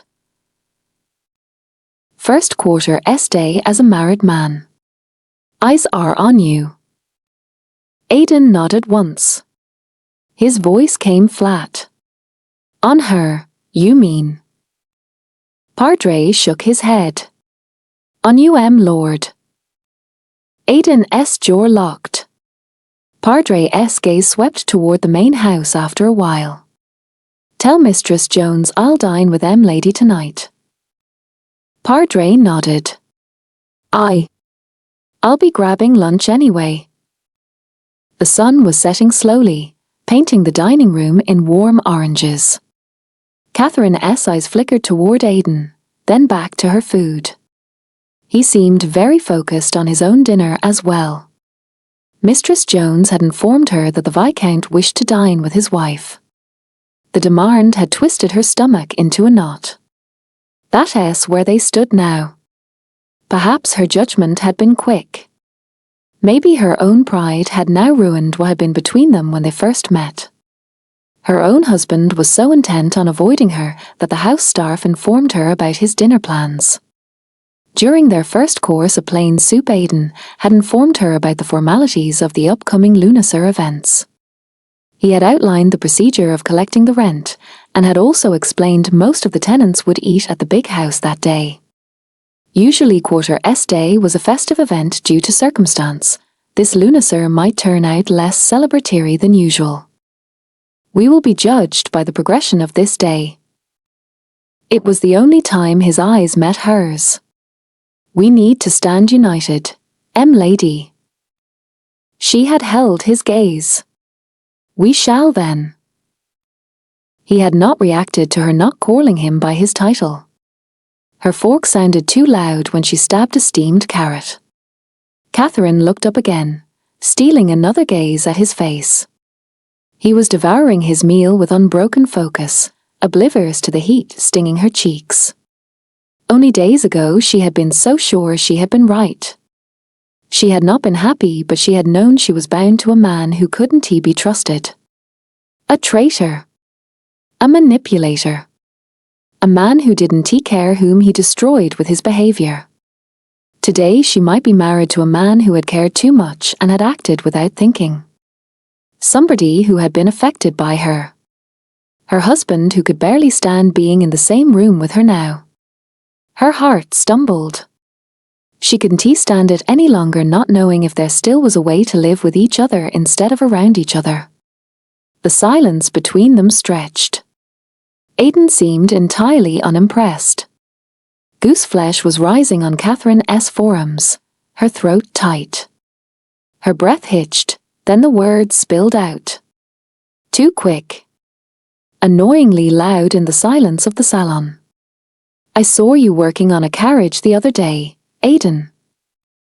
He swallowed his own bite carefully before looking up, his gaze causing Gooseflesh to rise on her arms. His expression stayed entirely calm, however, his shoulder lifting. Something flickered across his face. Embarrassment? No. Something tighter. Her heart sped up. That's just how things are around here, lady. A shrug. My apologies, I know you're not used to this life. Lady. Not Catherine. She forced the bite in her mouth past the lump in her throat. Catherine set the fork down delicately and stared outside the window. Unblinking until the glow of the sun in her eyes stung worse than the foolish moisture that had risen all too quickly. Are you done, lady? A chuckle threatened to tear from her throat. She wasn't done. How could she be done, if this was all she'd ever know? She tipped her chin politely in response. Aidan didn't hesitate. Her chair was politely moved, his elbow offered. Catherine's fingers settled upon it, and for the first time she didn't find the strength to suppress the tremor in her touch. Aidan had spent his afternoon mostly listening. He paid Mistress O'Flaherty a visit, inquiring if her duties were needed much lately.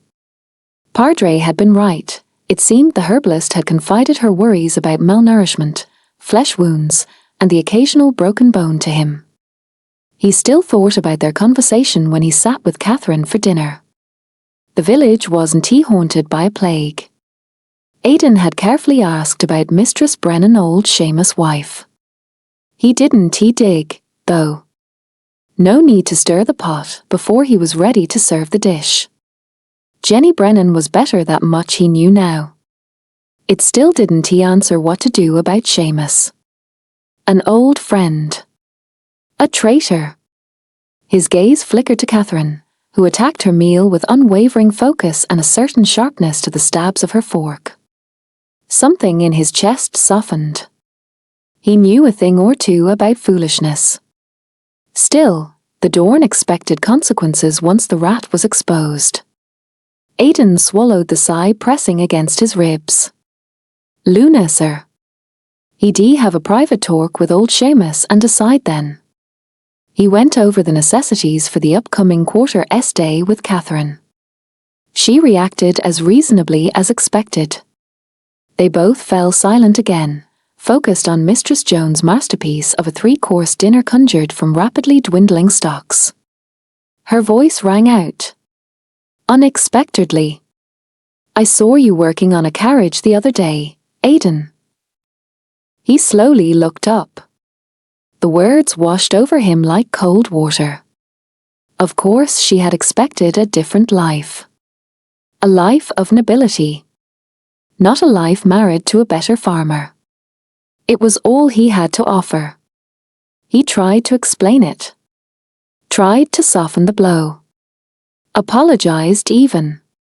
Something in her eyes died when he finished the words. Irritation and guilt gnawed at his stomach in response. She didn't deserve this. And yet it was who he was. It couldn't be helped. They finished their meal in silence. Aidan offered his arm to guide her from the salon. The short walk towards the stairs felt long. After all this time, it still stung to have her right at his side, when he knew she could have been at the edge of the world just as well. Couldn't he afford to grieve what he couldn't have any longer? Padre's voice echoed. They needed him. Sharp.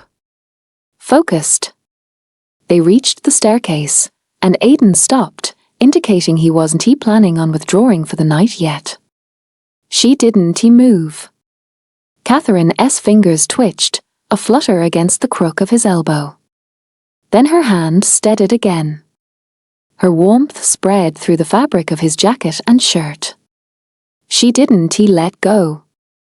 A twitch of his own muscles caused her hand to suddenly tighten around his arm. His eyes widened when it hit him. She was holding on to him. He cleared his throat, desperately trying to make sense of it. Their conversation replayed in his mind. Her remark about seeing him work. She had called him by his name. The name she'd refused to use ever since the ball at Butler Estate. Aidan sucked in a breath, forcing his free hand into a fist against his thigh to keep himself from grabbing her by both arms and inspecting her face to find out what this meant. If it meant something. He cleared his throat instead. The words still came out raw. Husky. A question. A plea. Catherine. Catherine's heart sped up with each step towards the stairs. She had tried to reach out. He had shut it down. Of course he had. She'd been aware of it, hadn't she? He belonged. She was the burden. She had always been aware her father had traded her to buy Aidan's political integrity. And Aidan had taken her for her family's wealth. She had never expected feelings from her marriage. The awareness didn't help. It stung. By the time they had reached the staircase, Catherine was out of breath. Her skin crawled with the finality of their walk. Knowing something and living it weren't the same. She had never imagined how it would feel to be entirely alone. Aidan had offered her a connection. He had cared. Mistress Murphy had testified to it. His letter proved it. She had shut him out when he had tried to reach out. And now? Perhaps it was too late now. Catherine realized they had stopped only when Aidan's arm twitched underneath her grip and his body subtly shifted, making way for her. It terrified her. She'd pretended to be above this. Facing to spend her life with a man who couldn't be trusted had felt bearable, knowing he'd leave her alone soon enough. She had not been prepared for how much it hurt. Her hand tightened around his arm. Pathetic. The threat of another night isolated, until darkness pressed in harder than her stays, made her breath hitch and her hand clamp around his elbow like he was a lifeline. Suddenly the muscles underneath her fingers tensed. Sharp. His voice rang out, raw and trembling. Her name. Just her name. Relief surged so hard it caused her legs to shake. Aidan. Her voice broke. She tried again. Aidan. I. Her mind blanked. Words were not sufficient for whatever this was. And he just stood there. Didn't he move? Didn't he breathe? His arm hardened to marble underneath her grip. But he was still there. He had not peeled her hand off him. Catherine turned. Her left hand rose to his free arm, settled upon it. Her fingers were shaking so badly she barely sensed the texture of his jacket against her bare skin, and she finally found the audacity to look into his face. When her gaze met his, a warm exhale washed over her skin, like this had knocked the breath from his lungs. Arms closed around her waist, a hand tangled in her neck, and then his mouth crashed into hers. Warmth pooled low in her stomach, and she leaned into the kiss. There was nothing playful about it this time. No invitation. No nibble.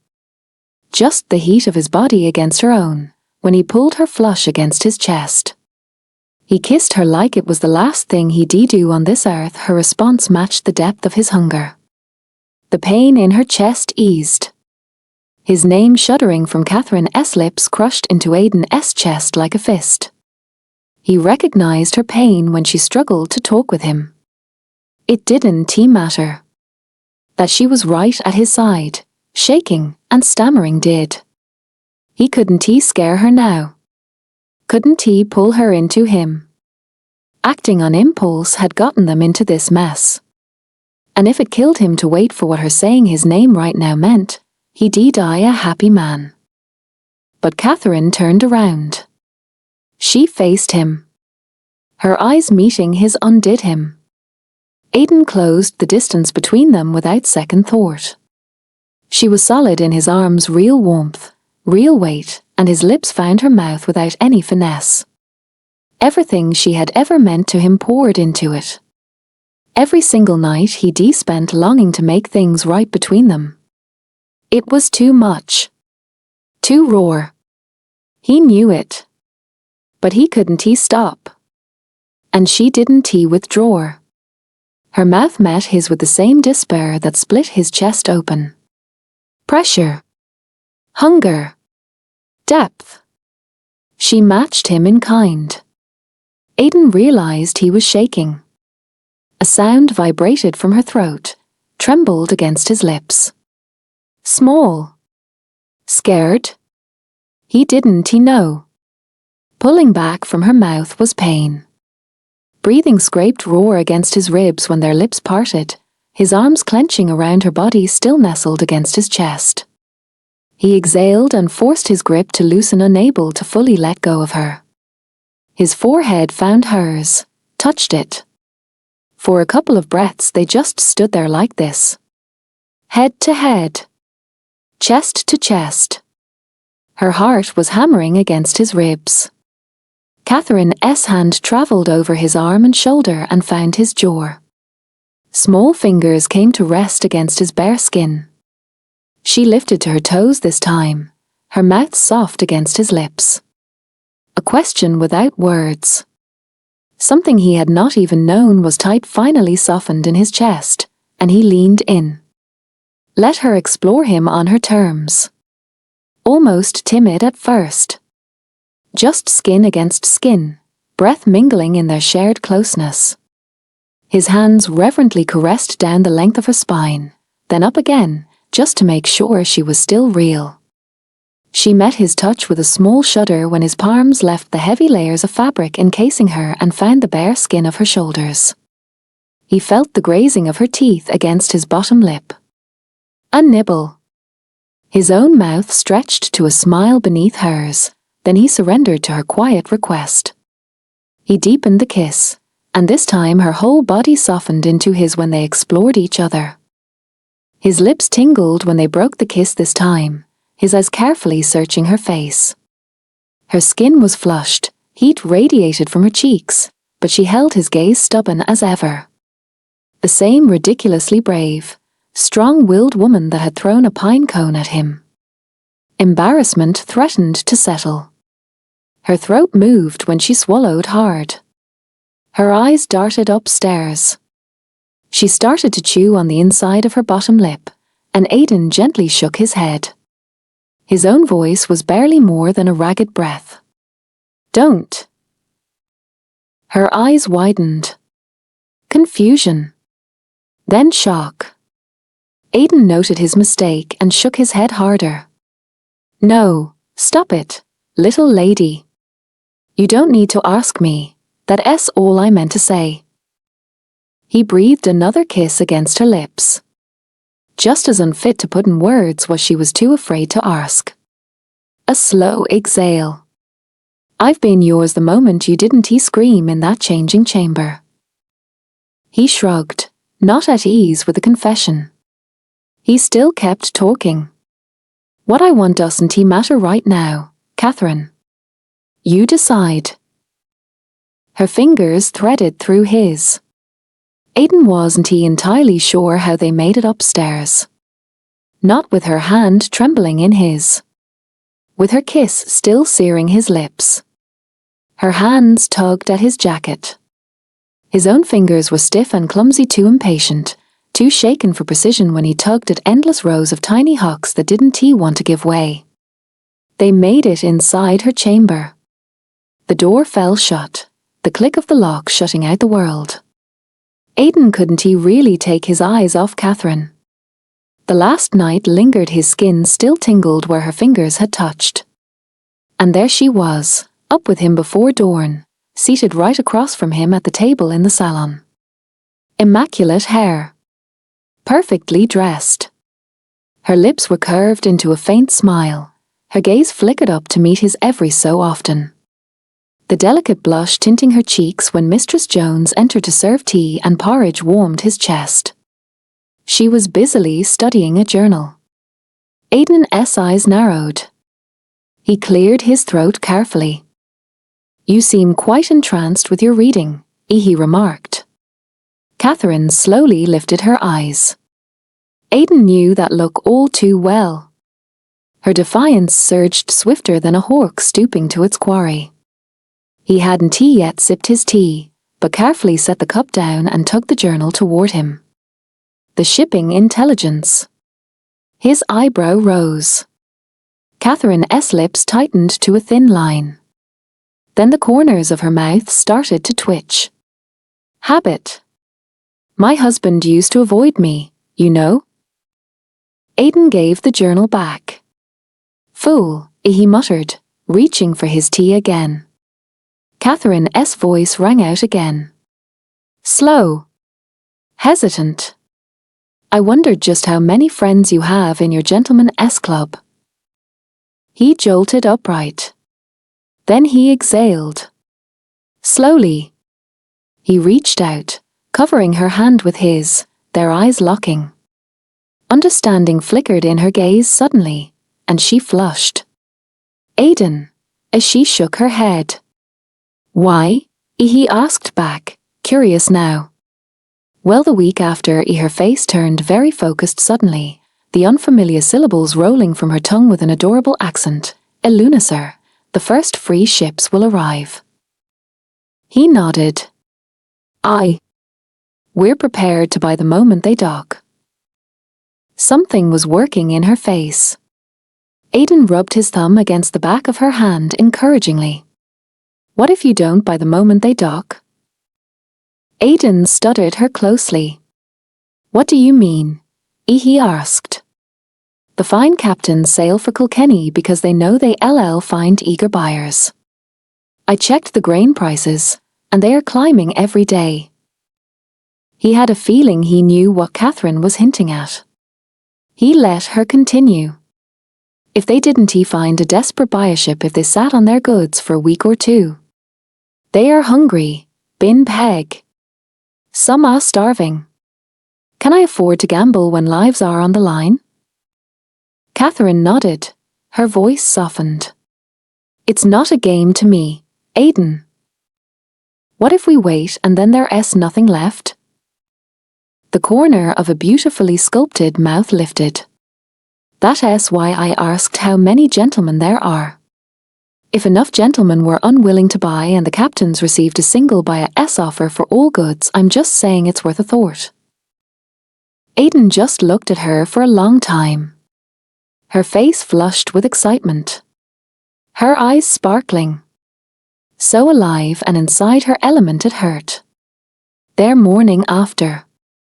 And he was discussing grain prices and economic warfare with his wife before he even had his first tea.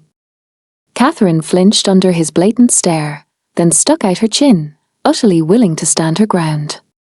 He had rounded the table faster than a candle wick could sputter. "Aidan, what?" He cut her off, sealing her mouth with his own. "It is a gamble," he told her, voice desperate. "But it might work.